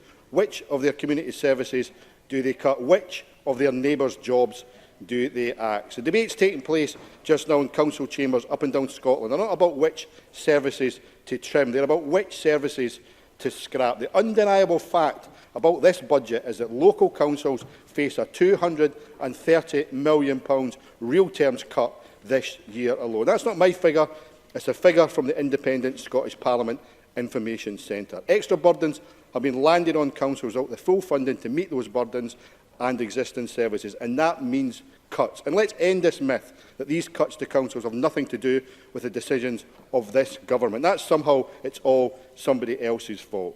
The Scottish Parliament Information Centre has made clear that between 2013 and 2018, the Scottish Government cut council revenue budgets by 7.1%, while its own budget fell by 1.3%. Just as austerity from the UK Tories is their political choice, attacking local council services by this SNP Scottish Government is their political choice. And for SNP, we'll give way to Mr Mason. John Mason. I thank the member very much for giving way. If he would like to give more to local government, would he reduce that from the NHS? Colin Smith. What I would do, I would start by not going ahead with the tax cut that the SNP are proposing in this budget. People on £124,000 a year will be paying less tax this year than they were last year. That's something that anybody interested in progressive taxation should be ashamed of. And for SNP speakers today to pretend there are no cuts to councils is to close their eyes to what's happening in their own communities and to turn their backs on their own constituents. Now, I'd have far more respect for the SNP and this government if it had the guts to stand up and admit that the choices they want to make means local government will have to make cuts to many existing services. But for anyone to deny these cuts are being made at all is just not being honest with the people of Scotland. In my South Scotland region, I asked each council to tell me what this budget means for them. I asked every one of them, will there be cuts? And every one of them said yes. SNP Labour-run Dumfries and Galloway told me they'll have to make cuts and raise taxes to fill a funding gap of over £15 million. In SNP East Ayrshire, it's £8 million. South Ayrshire, £10 million. Scottish Borders, £9 million. Midlothian, over £7 million. East Lothian, over £10 million. In a second. And South Lanarkshire, they still need to find £11 million. And I've looked behind those figures to see what those cuts mean for people. Give way to Patrick Harvey. Patrick Harvey. I'm grateful to Mr Smith for giving way. In all seriousness, I understand and respect his anger and wish that the budget was better, even that it achieved perfection. Does he understand my frustration that a group of 6 of us have worked hard knocking our pans out for months to find costed proposals to make improvements, while dozens of Labour MSPs offer nothing in the way of constructive, realistic proposals for change? Colin Smith. When Patrick Harvey can be bought off with £90 million and a £42 billion budget, it's no wonder the SNP do deals with the Greens. I know the SNP have no intention of doing a deal with anyone else because keeping the Independents coalition together is more important than keeping council services. That's what's important.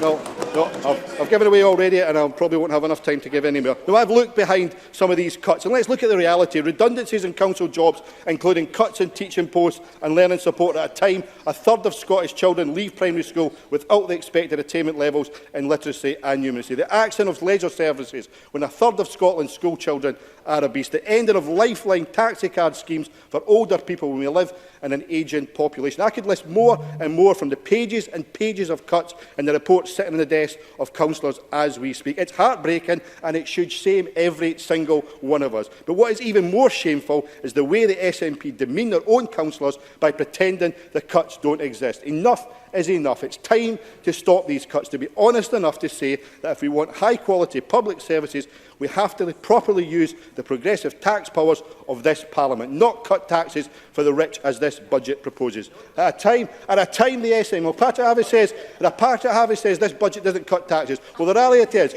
it's an indefence. And he said it's the UK budget. Well, you could reverse those decisions because you have the power to do it. It is indefensible. It is indefensible that someone earning as much as £124,000 will pay less income tax this year than they did last year. Most higher rate tax people earning more than £100,000 will receive a £140 tax cut, while our schools and care for the elderly, services that are the very fabric of our communities, face cuts. Astonishingly, between the draft budget and the final budget today, we have seen a deal done that chooses not to raise progressive taxation, such as the top rate of income tax, but actually increases regressive taxes on the poor. Councils are facing raising council tax by nearly 5%, and of course we now have plans for a new car park tax on workers. Now, I recognise that fiscal measures have a role to play in protecting our environment, but this is a regressive tax, with the company boss paying the same as the company cleaner. The exemptions the government proposed mean the chief executive of a health board on £100,000 won't pay, but the carer who works for a charity and is paid the minimum wage will pay. No wonder Unison says it devalues the contribution of council workers and other staff who, like their health service colleagues, deliver vital services. No wonder the GMB say it's an attack on the take-home pay of workers. No wonder Unite say the levy is a desperate attempt to resolve the government from the funding crisis they preside over. Presiding Officer, this budget could have been an opportunity for progressive politics, a chance to stop the cuts to council services. The SNP and Greens are good when it comes to the rhetoric of ending austerity, but this budget shows they're all talk, and it's ordinary workers and services that are paying the price. We are tight for time. If members could be mindful of that, please. Stuart McMillan, followed by Liz Smith. Presiding Officer, I will be voting for the budget today and urge all parties to do so, to put an end to their oppositionist and ill-thought-out reasoning to vote against it. Every budget is challenging, and no budget, whether it's in Parliament or a local authority, will be perfect. And Patrick Harvey touched upon that earlier on in his comments. How can it be that every politician will actually want more money to be spent on a wide variety of items, and the pot of money isn't bottomless?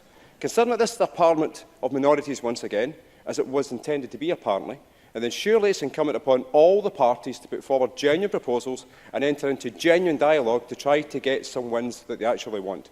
Unfortunately, the hapless, the Tories and the hopeless, Labour, have proven once again to be failures at wanting to improve the budget, and then there are the Lib Dems.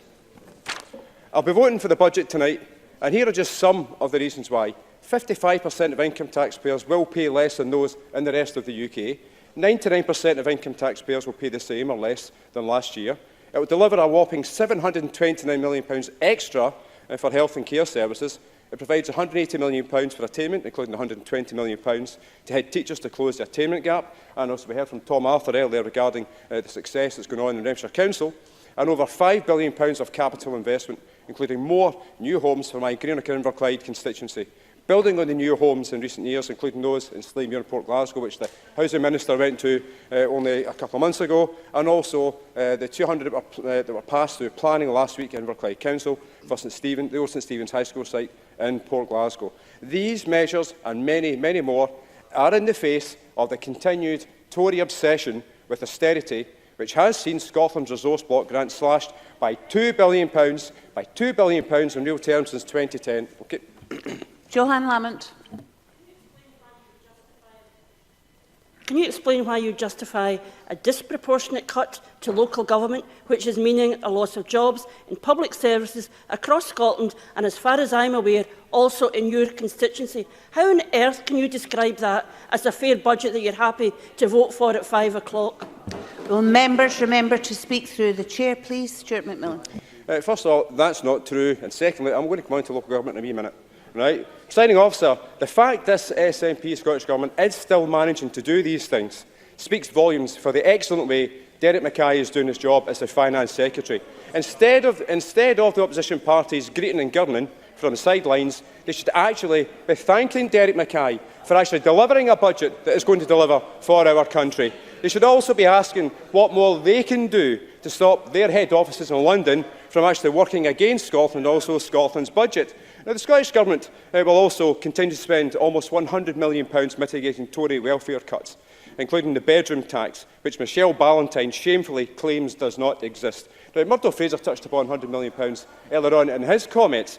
And Mr Fraser, that £100 million that Mr Mackay is putting in to actually mitigate could be better spent on something more progressive for a nation as compared to solely trying to mitigate against the worst obsession of Tory cuts.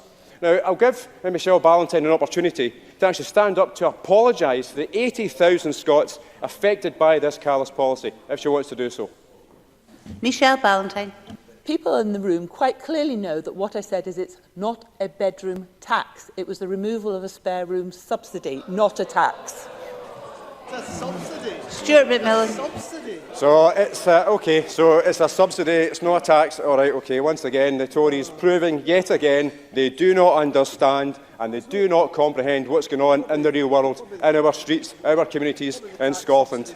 There's also this £100 million is also in addition to the investment in food banks from £1.5 million to £3.5 million, which also is a consequence of a brutalist Tory regime with no heart, no compassion and also absolutely no clue of the real world. Now just think, Presiding Officer, if the Scottish Government actually had extra money to spend, it could invest in many other ways as compared to solely mitigating against Tory cuts.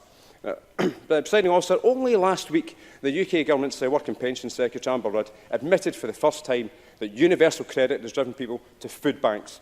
So if the Tory UK Government can finally admit their policies are leading people to destitution and food banks, why can't the Tories here in the Scottish Parliament? And I'll give the Tories another opportunity to actually apologise to the population of Scotland for their obscene policies, but also do any of them actually agree with Amber Rudd? Okay, silence says it all. Presiding Officer, time and time again, this chamber hears the requests and demands that the Scottish Government spend more money on a wide range of issues. Mellis Briggs has been a regular campaigner for Frank's Law and also increasing carers allowance. This budget's delivering that. Is he going to vote against that tonight at 5 o'clock? Also, in October, the Tories also demanded the Scottish Government ensure all Barnett consequentials as a result of the increased health spending go direct to the NHS and social care. This budget delivers that and also even exceeds it. Are the Tories seriously going to vote against another one of their own demands? Also in October, Monica Lennon was claiming credit Mr McMillan's just closing. Monica Lennon was claiming credit for Labour as the First Minister announced there will be access to school counselling services. This budget delivers that. Are Labour seriously going to vote against that and also one of their own demands? Now, Presiding Officer, Monday the 4th February 2002, Labour-led Inverclyde Council and also Labour-led Scottish Executive. Close, please. £4 million worth of cuts to Inverclyde Council budget. And also, the council leader at the time said, this is standard procedure and I'm confident officers will come up with recommendations to address this. We are dealing with it as we do in every year. Mr McMillan. Okay. Thank you very much, Presiding Officer. Liz Smith, followed by John Mason. Deputy Presiding Officer, when the budget process began in this chamber on the 31st of January, my colleague Murdo Fraser set out why the context of this debate was so crucial, most especially in terms of the prognosis for economic growth and employment in Scotland, the gap between income tax rates in Scotland and the rest of the UK, and the responses from business and investors. And obviously, since that stage one period, these issues have been very hotly debated in this chamber, and that's quite right. But I think it's also important to look at what people outside this chamber are saying, and I'll come to that in just a minute. But let me start with what we heard earlier, namely that one of the Scottish Government's own economic advisers complained that the budget was presented in a format of confusing data, and he said that it had a narrative around it which was designed to sway opinion in favour of Scottish Government's interpretation of that data, rather than the data being presented on an objective basis. And I think that makes for the difficult scrutiny of the budget. And that criticism of the presentation of the budget came hard on the heels of the Cabinet Secretary for Finance saying, when he was providing evidence in front of the Finance Committee, that he had not undertaken any individual analysis of the proposed car parking tax, just as Pauline McNeill pointed out earlier. And that was just that it was much more something to do with the deal that had been struck with the Greens. And I think the Cabinet Secretary will come to regret that. I won't, if you don't mind, Mr Whiteman. And I think the Cabinet Secretary will come to regret that, because neither of these are signs that point to a Scottish Government which is intent on providing the Scottish people with maximum transparency about the implications of major policy announcements. Yes, I will, very quickly. Derek Mackay. Can I thank Liz Smith for taking the intervention? Liz Smith said she'll be turning to what the outside world think about the Scottish budget. How would Liz Smith respond to the business community who have said in writing in media reports that it is important that the budget passes to give Scotland the necessary resources to get on with the job? They didn't want a position where a budget couldn't pass, which would have been the case if I was left to negotiate with only the Conservatives. Liz Smith. Cabinet Secretary, you have succeeded in uniting the business community, industry, half the public at least of Scotland, many of your members, against this car parking tax. So I'm not going to take any lectures on that basis. Now, we've been accused of being hysterical and being all kinds of things about this car parking tax. But unfortunately for the Scottish Government, this is not about real devolution of powers to local authorities in the way that they think, because this is unravelling before their eyes.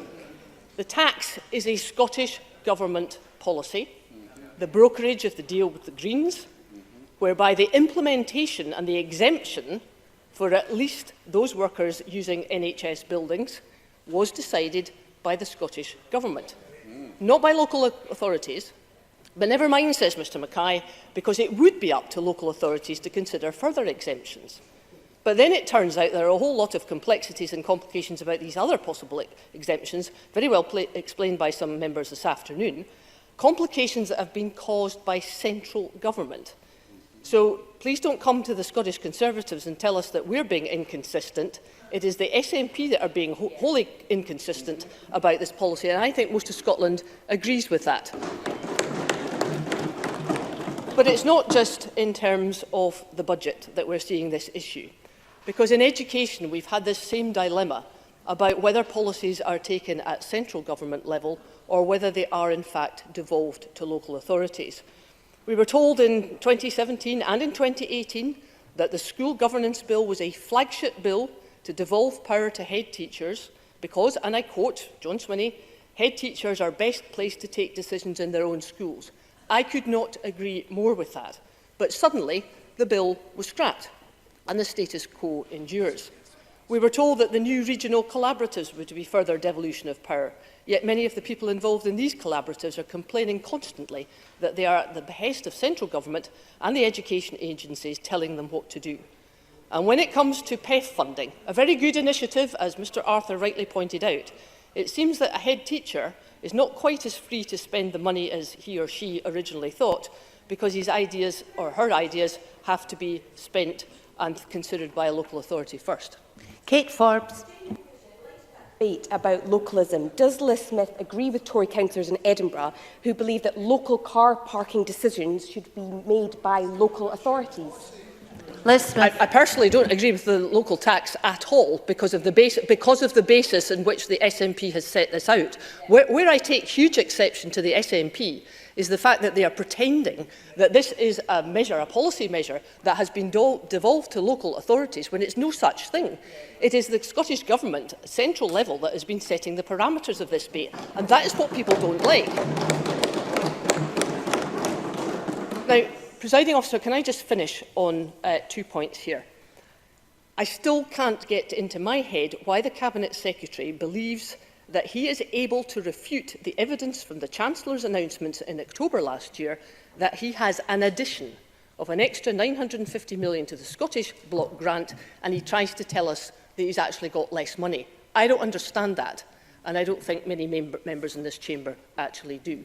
And nor has he explained why he thinks that increasing the tax burden in Scotland is going to deliver the economic growth and the investment and all the jobs that we need to have to ensure that Scotland can flourish in the future. And it's on that basis that I will be voting against this budget.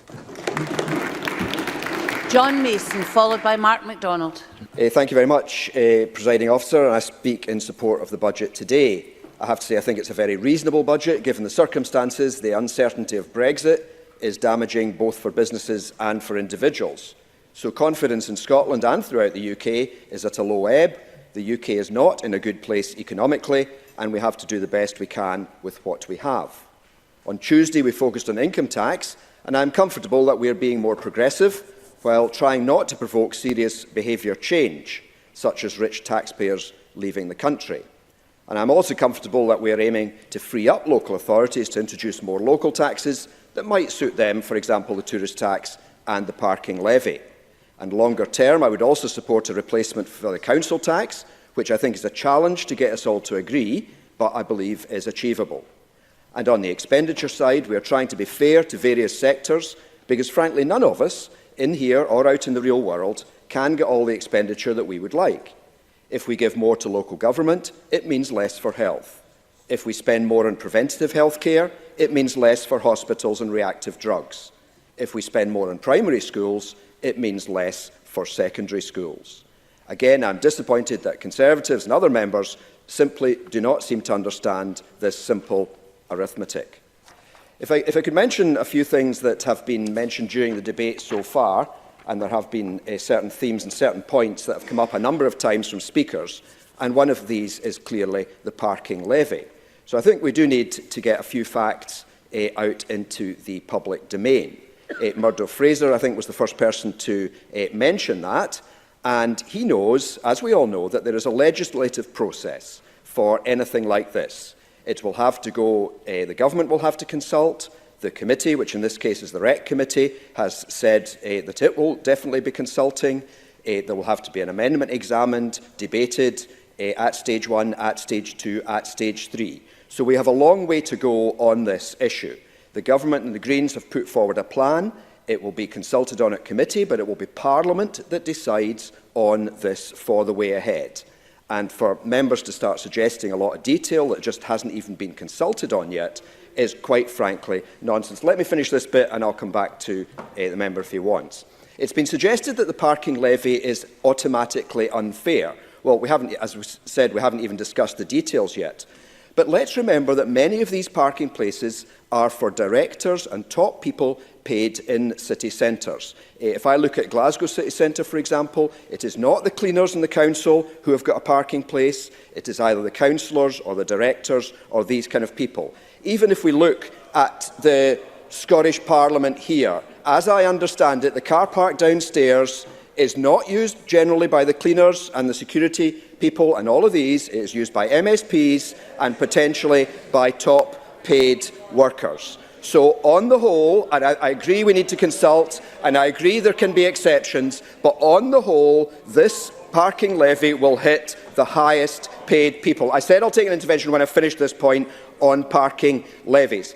I would also say to Dean Lockhart again that the parking levy is not in the budget. Yes, the government has made an agreement with the Greens, but the transport bill would have to be amended, and there is no certainty that that will happen.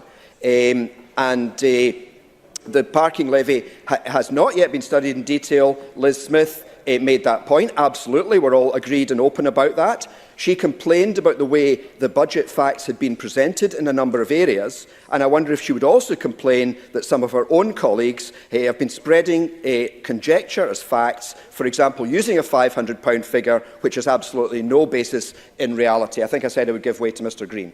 Jamie Green. Can I thank Mr Mason for giving way? First of all, can I state that the committee has not come to any public arrangements as to how it will process this amendment, and nor is that public information for the benefit of the Chamber. But if it is defeated by the committee at stages 2, or indeed at stage 3 by this Parliament, what effect does Mr Mason really think that will have on next year's budget discussions if a deal that has been done between the SNP and the Greens is reneged upon because of the processes of the Parliament? John Mason. Well, I mean, I'm certainly not going to speculate what's going to happen in next year's budget, and the Greens are more than able to speak for themselves. But as I understand it, they have asked for the government agreement to introduce an amendment, and that's as far as it goes. And committee will, I am sure, the REC committee, as Mr Green knows, is a fairly independent committee which will look at things logically and objectively. And I think both he and I will be doing that as part of the process, and we will see where that takes us. I fear that I'm going to run out of time here looking at these issues. Can I just also mention, though, something else that was said in the debate, which was from Labour? The only clarity we have had is that they want to raise the 46p to the 50p.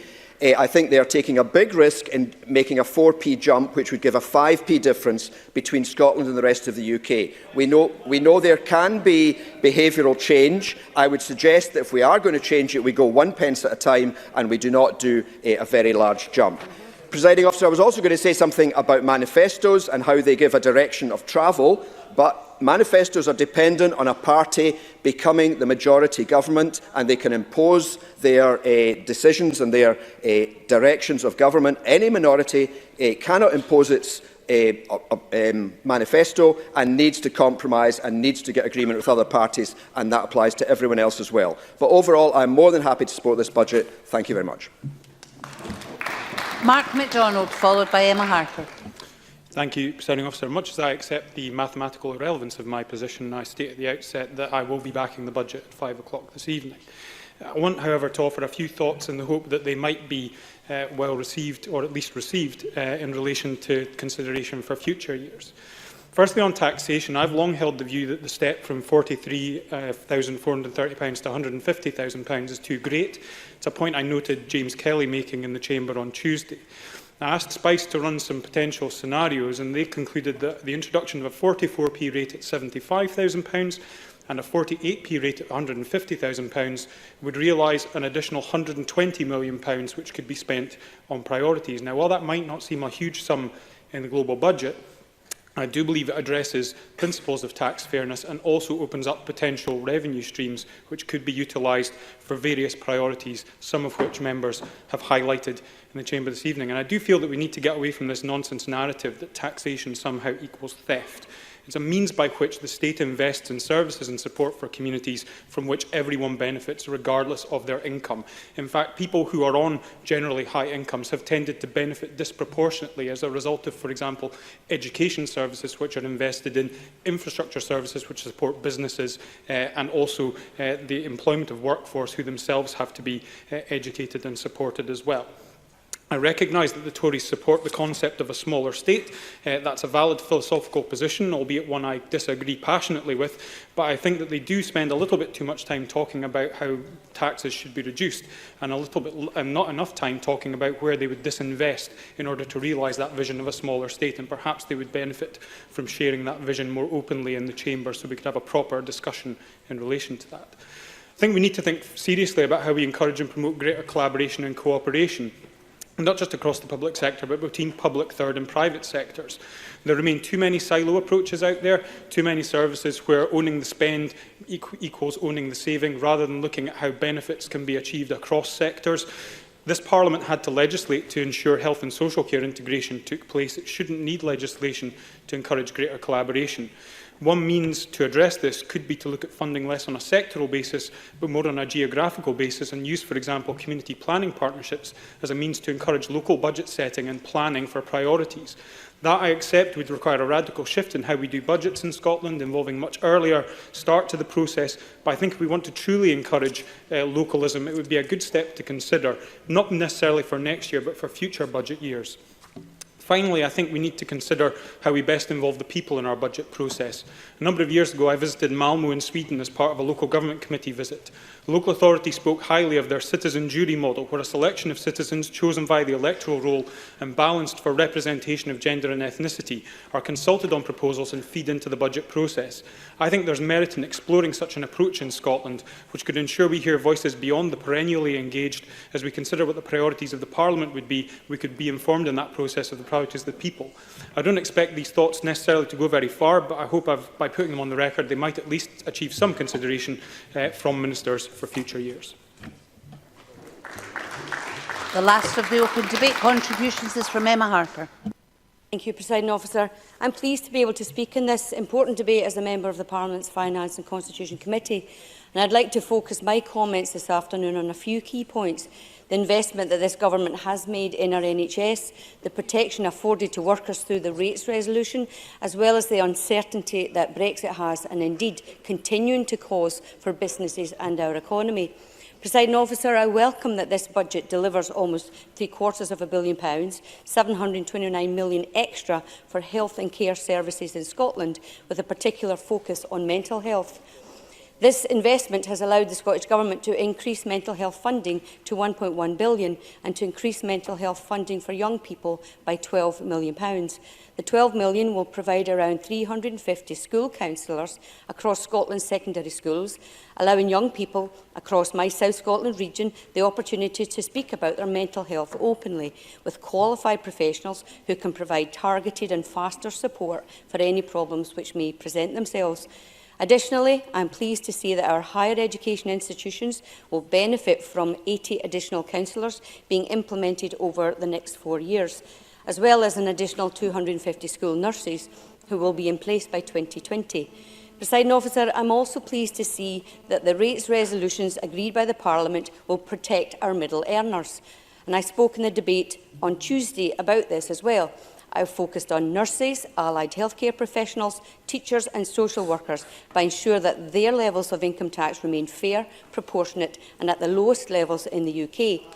Indeed, when speaking... Yes, I will, Colin Smith. Colin Smith.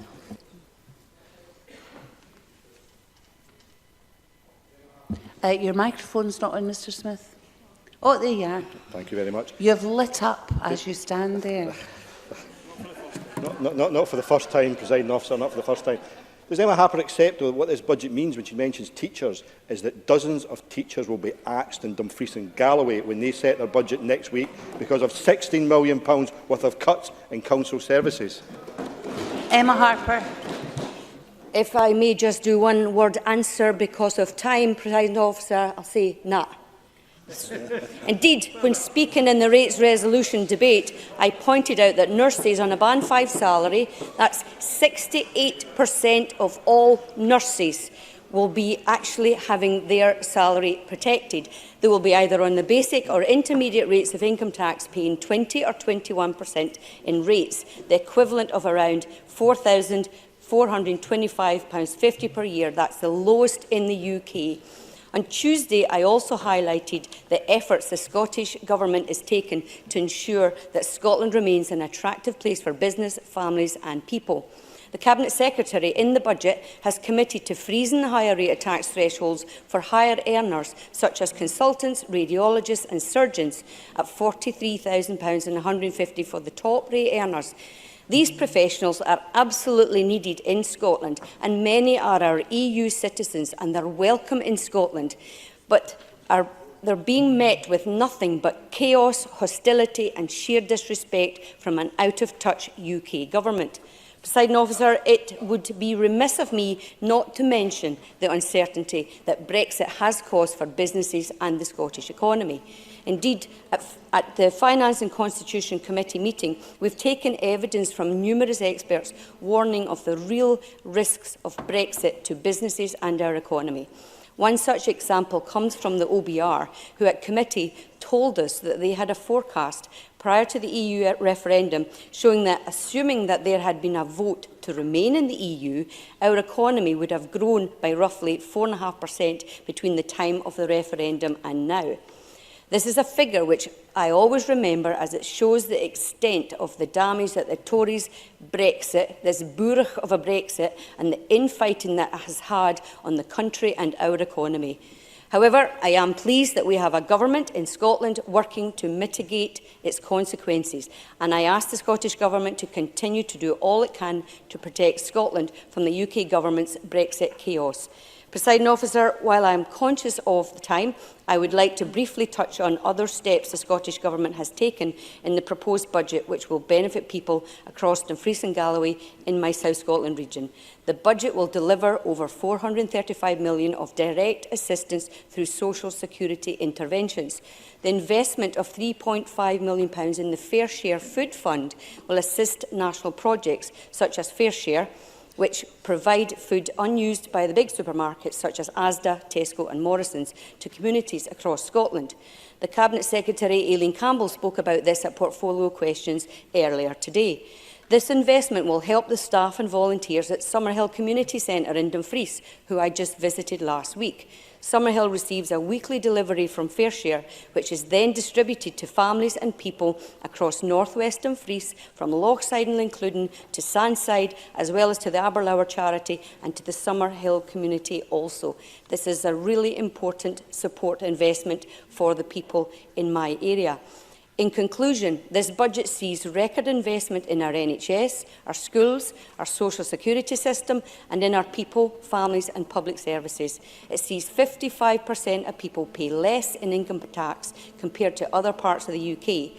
And most importantly, it allows Scotland, in a time of Brexit chaos, to remain an attractive place for people and families to come to live, work and study. And I would urge members across chamber to vote for this budget at decision time. Thank you. We now move to the closing speeches. We're really pushed for time. Andy Whiteman, 2 minutes, please. Officer, Greens are pleased with what we've achieved in this budget. We have long argued that local government finance, powers and autonomy need to be substantially reformed and enhanced. And by securing a deal that begins the overdue process of strengthening the fiscal powers of local government, we hope that this will be seen in future as an important turning point. A fiscal framework, a 3-year funding deal, the clearest commitment to date to scrap the regressive council tax, new fiscal powers over tourism and workplace parking, and a budget that provides greater resource and flexibility for local councils are achievements that we're proud of. And in a parliament where no party has a majority, a coalition has to be built to secure support. Parliament has now instigated a new approach to budget scrutiny. But how the budget is developed and negotiated is a quite separate matter, one that is substantially in the gift of ministers. And as we have seen this year, there has been no shortage of outrage and opposition, no shortage or lack of colourful rhetoric, of rescue deals, capitulation and betrayal, all accompanied by a distinct lack of serious engagement in budget negotiations. In future, I hope we can do things better, and I want to conclude with a proposal to achieve that. In 2019, the Finance Secretary should convene roundtable talks in September to discuss specific proposals both of his own party and government and of other parties. Such talks should be followed by further detailed discussion and negotiation following the UK budget. Such efforts, and they will only be efforts, can then inform the draft budget published in November or December. And building on whatever progress and trust has been established, detailed negotiations can then take place over the budget bill in Parliament. And this may even involve parties publishing their proposals and submitting them to scrutiny by the Finance Committee. Presiding Officer, such a process could ease tensions, build trust, allow red lines and aspirations to be properly assessed and tested, and ultimately, although there's no guarantee and parties would be free to rule themselves out of the process, increase the chances of a budget for Scotland built on a shared collaborative endeavour. Monica Lennon, no more than 6 minutes, please. Thank you, Presiding Officer. Our communities deserve better than this budget. Scottish Labour cannot support an austerity budget that inflicts cuts on public services while delivering tax cuts to the wealthiest in our society. Instead, Scottish Labour want a budget that will help lift people out of poverty and help build stronger communities with well-resourced public services. We asked the Scottish Government to include our anti-poverty policies in the budget, but they declined. The result is a budget that is a total disappointment from a government that claims to be progressive and ambitious for Scotland. Derek Mackay. And as fair of a Finance Secretary, I asked the Labour Party how they would pay for it. I got no answers. Can Monica Lennon tell us here and now, beyond the top rate of tax, what would any other rate of tax be under a Labour government to fund those policies? Last chance, explain your position. Monica Lennon. I think the Cabinet Secretary should be on his last chance, because that is simply not true. That is simply not true. And James Kelly and Scottish Labour colleagues entered discussions in good faith, and we got nothing out of this Cabinet Secretary. And what the Cabinet Secretary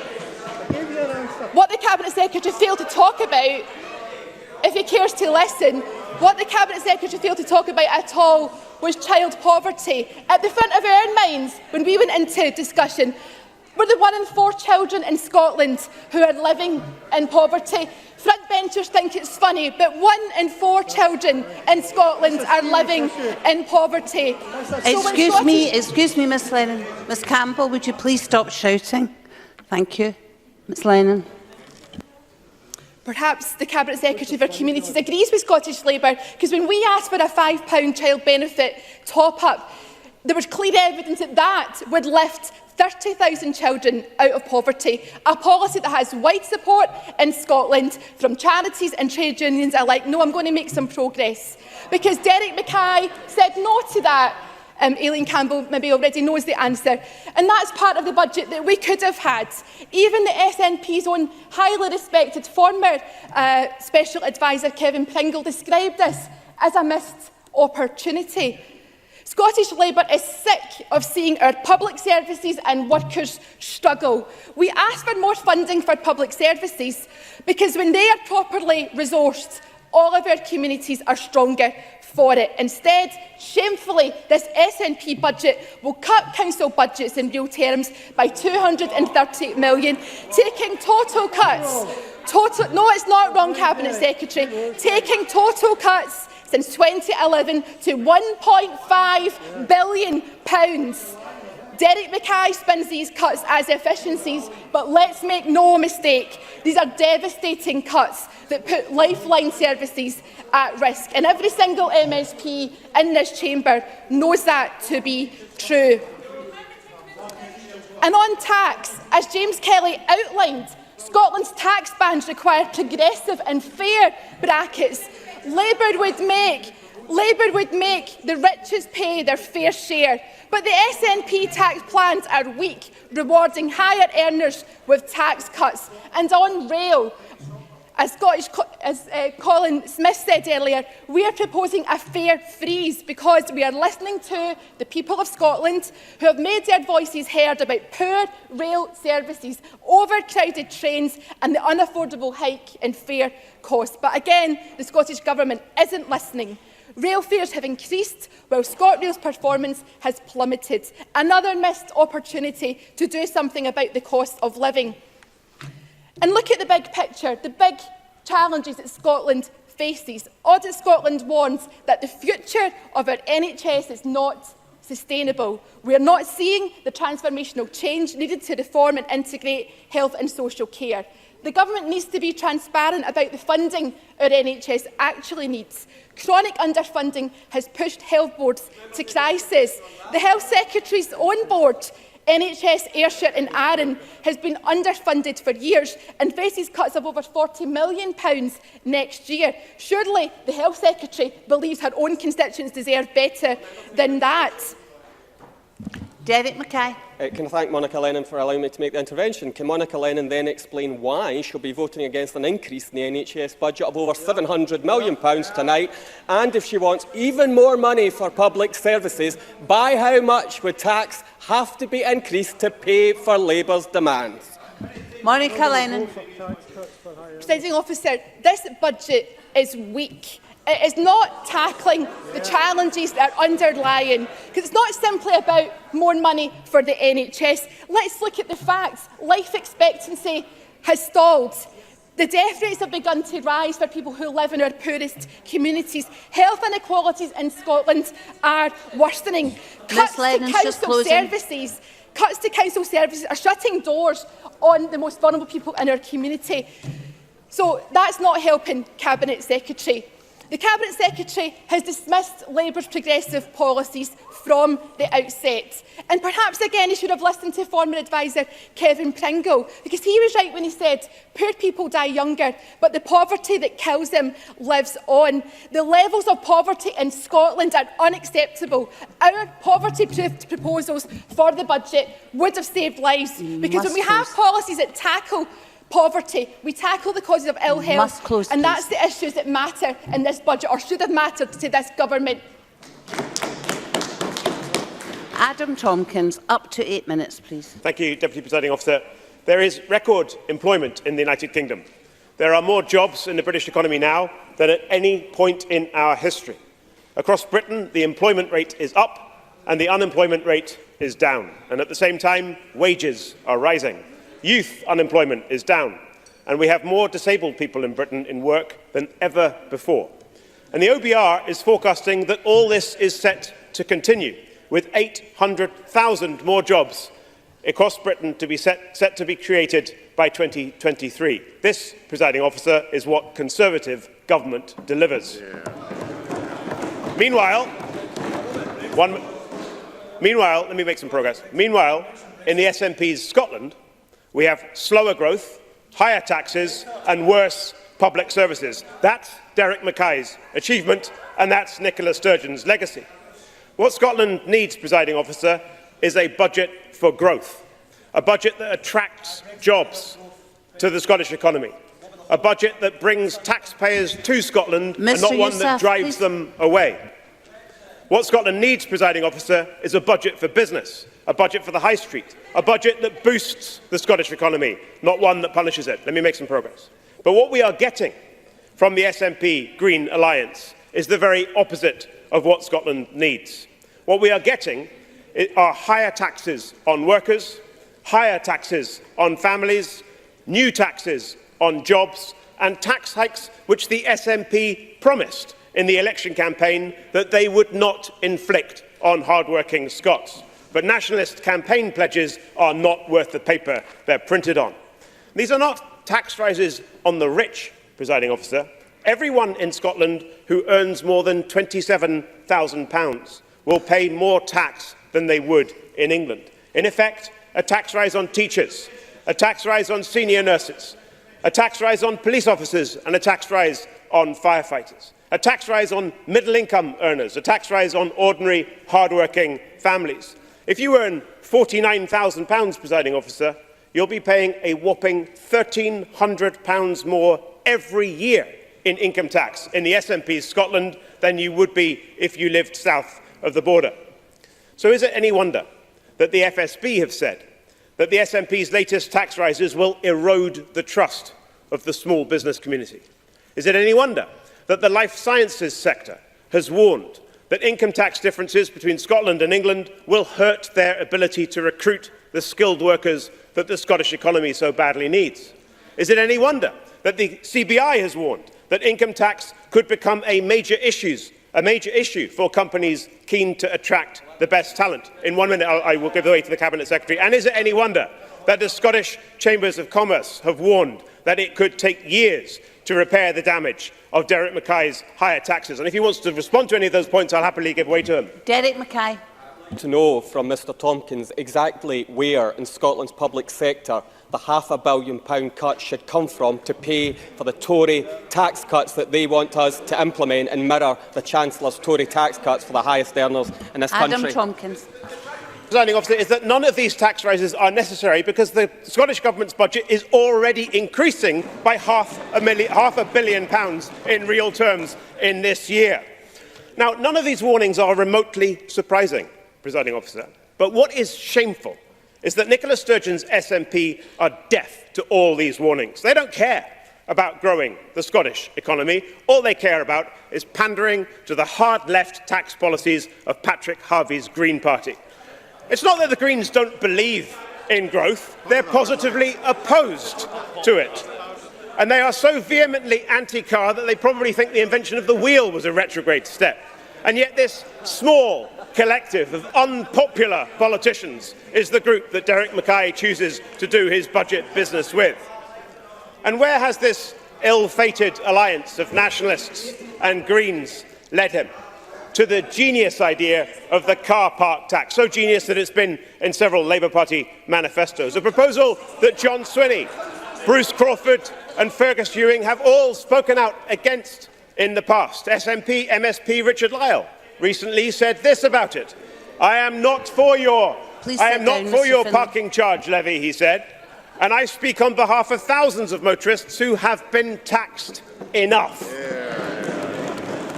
Well, quite. Yet each of these great heavyweights of the SNP will be voting for this tax tonight. John Swinney, Bruce Crawford and Fergus Ewing all voting for something which they don't believe in and which they know is wrong. Why? Because appeasing the Greens is more important to them than sound public policy. And as for the claim, presiding officer, as for the claim that this is not really a tax rise at all, but some sort of welcome empowerment of local authorities, this isn't about localism at all. The devolved tax powers of this Parliament mean that we can vote either to raise or lower tax rates. And if the SNP were serious about localism, they would grant the same powers, the same freedom of choice to local authorities.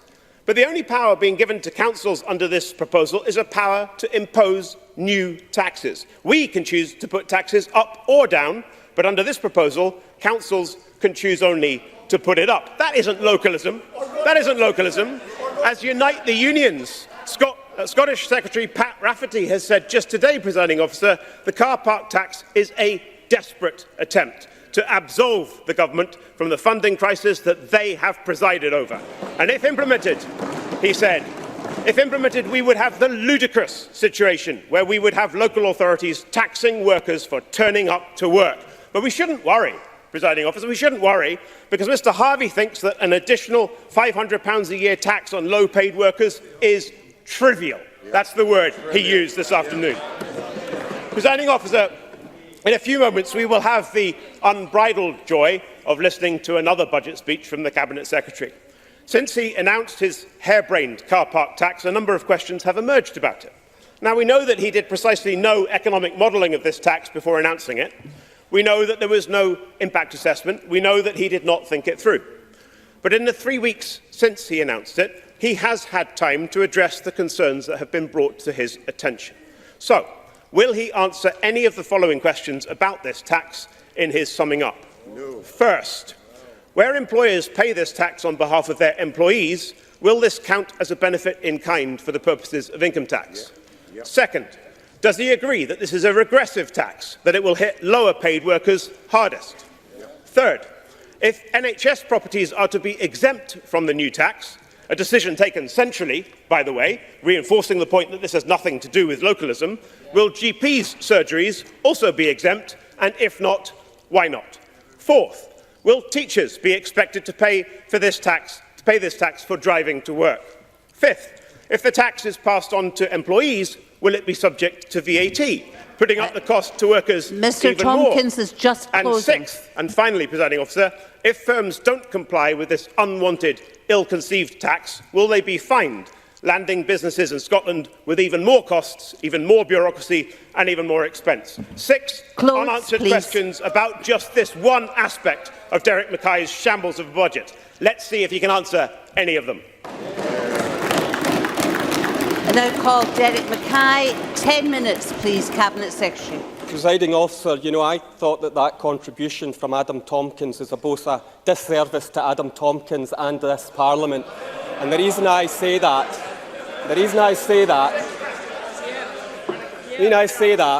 is what we're being asked as parliamentarians to do tonight is to vote on a budget of £42.5 billion for our public services, our economy and our people. That speech was not about the workplace parking levy, about parking. It's a diversion from the reality that we are facing right now. This is the budget that we are being asked to approve tonight, and that's where people should have focused their minds. But I will say this, it was remarkable, and Adam Tompkins referenced the current economic indicators in the UK. But of course he didn't tell you that unemployment in Scotland right now is at a record low of 3.5%, outperforming the rest of the United Kingdom. So if the SNP government is responsible, we'll take responsibility for record low unemployment in Scotland right now. And those economic credentials are indeed strong. You know, the Fiscal Commission that informs the budget, informs the debate, wasn't mentioned by the opposition at all. And they told us what the real threat to Scotland's economy is. And they told us why the subdued nature of the economic performance, of course, having outperformed in the last year. They told us the greatest threat to Scotland's economy isn't the workplace parking levy. They actually told us it was Brexit, not mentioned by the Conservatives in today's contribution. Which takes me to the second paper that I want to speak about once again. And I have to say I'm disappointed from the Labour Party too. The chief economist has published a report saying that if there's a no-deal Brexit, which most of us agree is increasingly likely because of the actions of the Prime Minister and her red lines. And what they are taking this country towards is a recession with their eyes wide open. A recession. What does that mean to people? 100,000 people unemployed, a contracting economy, business failure, those most vulnerable, hardest hit. That's what these people are taking us towards, and they should be ashamed of themselves for that catastrophe. And the fact, I will take an intervention. Oliver Mundell. I thank the Cabinet Secretary for his intervention, despite his amateur dramatics. Does he not think that the best thing the SNP could do to protect the Scottish economy is get behind the deal that the Prime Minister is trying to secure for the whole of the United Kingdom? Derek Mackay. You see, I might appear dramatic because I believe every word I am saying. I am not that sure that the Conservatives feel the same. The alternative to a no deal is no Brexit, and we've set out compromises that the UK government have steadfastly refused to listen to. Willing destruction and negative impact on the Scottish economy, and even the Prime Minister's deal damages the economy as well. And do you know if there is tax divergence coming? It's partly coming through the actions of a right-wing extremist Tory government who choose, as an act of fiscal irresponsibility, to give, at this time, tax cuts to the richest in society, when, yes, our public services need support. But we all know who the Tories really want to tax. Let's remember who they want new taxes for. The poor, ill health, prescription charges, education, tuition fees. And do not dare to be poor and have more than 2 children in Tory-run Britain. What a disgrace the Tory party have become. And if I followed the Tory tax plans, we would cut £500 million from our public services rather than grow our public services, which is what this budget supports. Now, I would say I'll take a further intervention. Kezia Dugdale. Back to reality, can I say to him that care provision in Edinburgh is not good enough? These are not my words, but the words of Jean Freeman in a letter to me that I received this morning. Before 5 o'clock, can he tell me how cutting £14 million from Edinburgh's health and social care budget and £9 million for NHS Lothian is going to help my constituents desperately waiting a care package? Cabinet Secretary.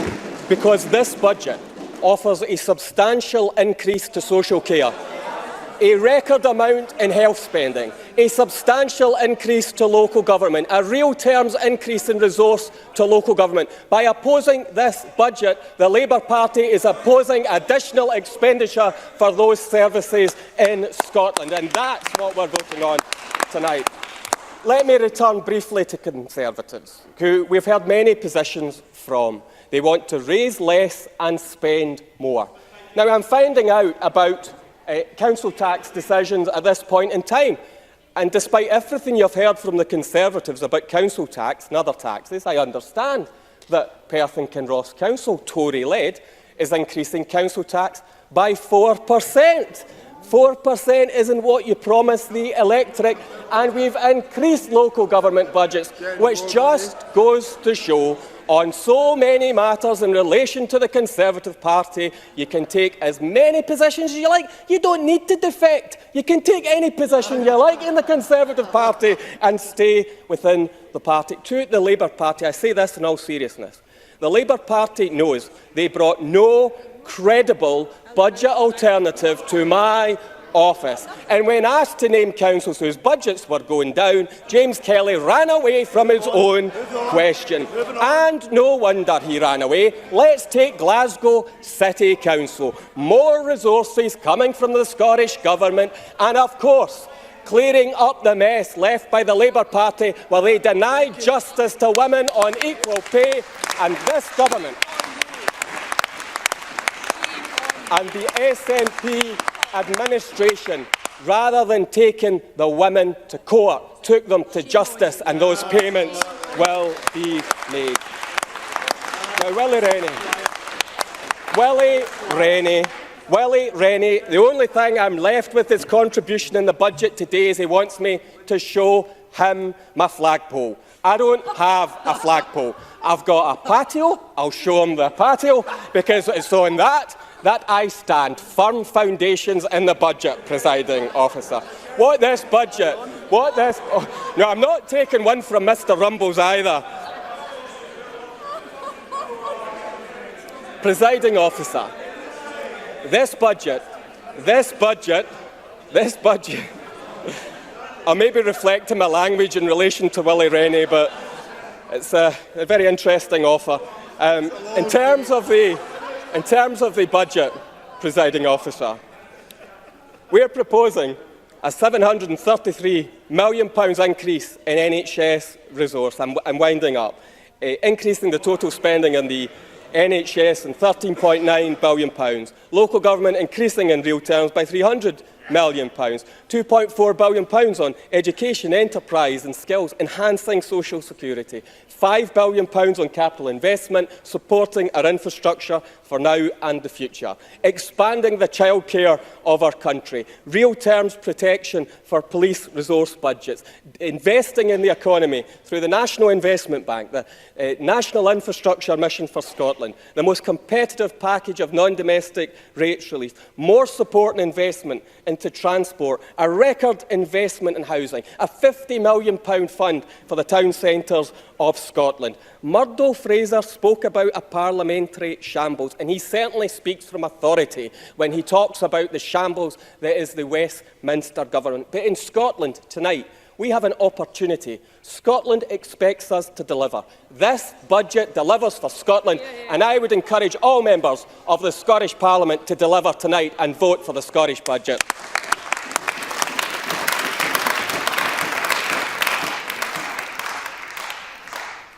Thank you very much, and that concludes our debate on the budget, and we're going to move straight to decision time. There is one question to be put as a result of today's business. The question is that motion 15907 in the name of Derek Mackay on the Budget Scotland No. 3 bill be agreed, and because this is a stage 3 of the budget bill, we will move straight to a division, so members may cast their votes now.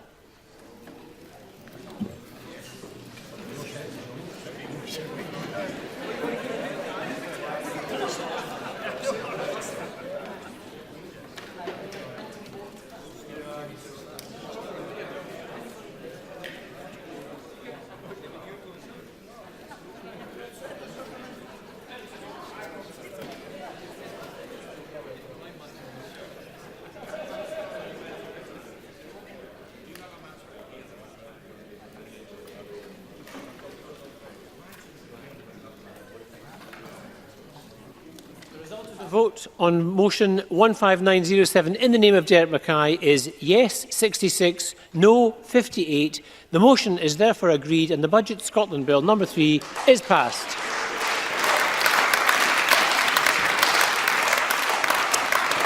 And that concludes decision time. I close this meeting.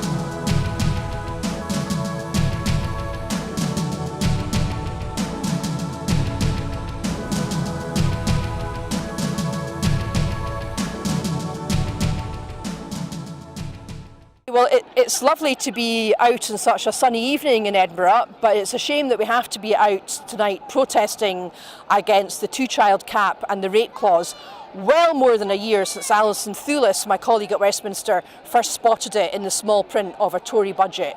Very glad to see such a huge demonstration today and so many people still coming along 1 year after the rape clause came into force to show their opposition to this vile and despicable policy. The UK Government have never been able to justify this policy, and we saw that this week with Esther McVeigh's pathetic attempts to say that the rape clause was somehow double support for women and that gives them some kind of chance to talk about the most appalling and disturbing experience of their life.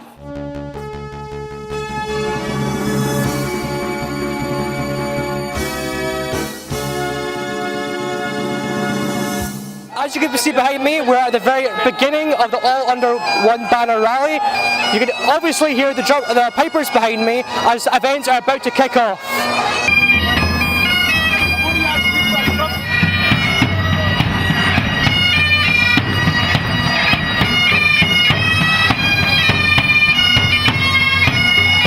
It's time to aim high, look resolutely outwards, and never, ever accept second best.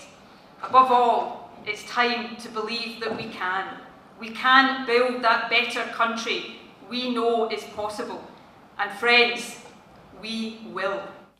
If you enjoy watching our programmes, please help us to be Scotland's independent broadcaster by signing up to become a Broadcasting Scotland supporter.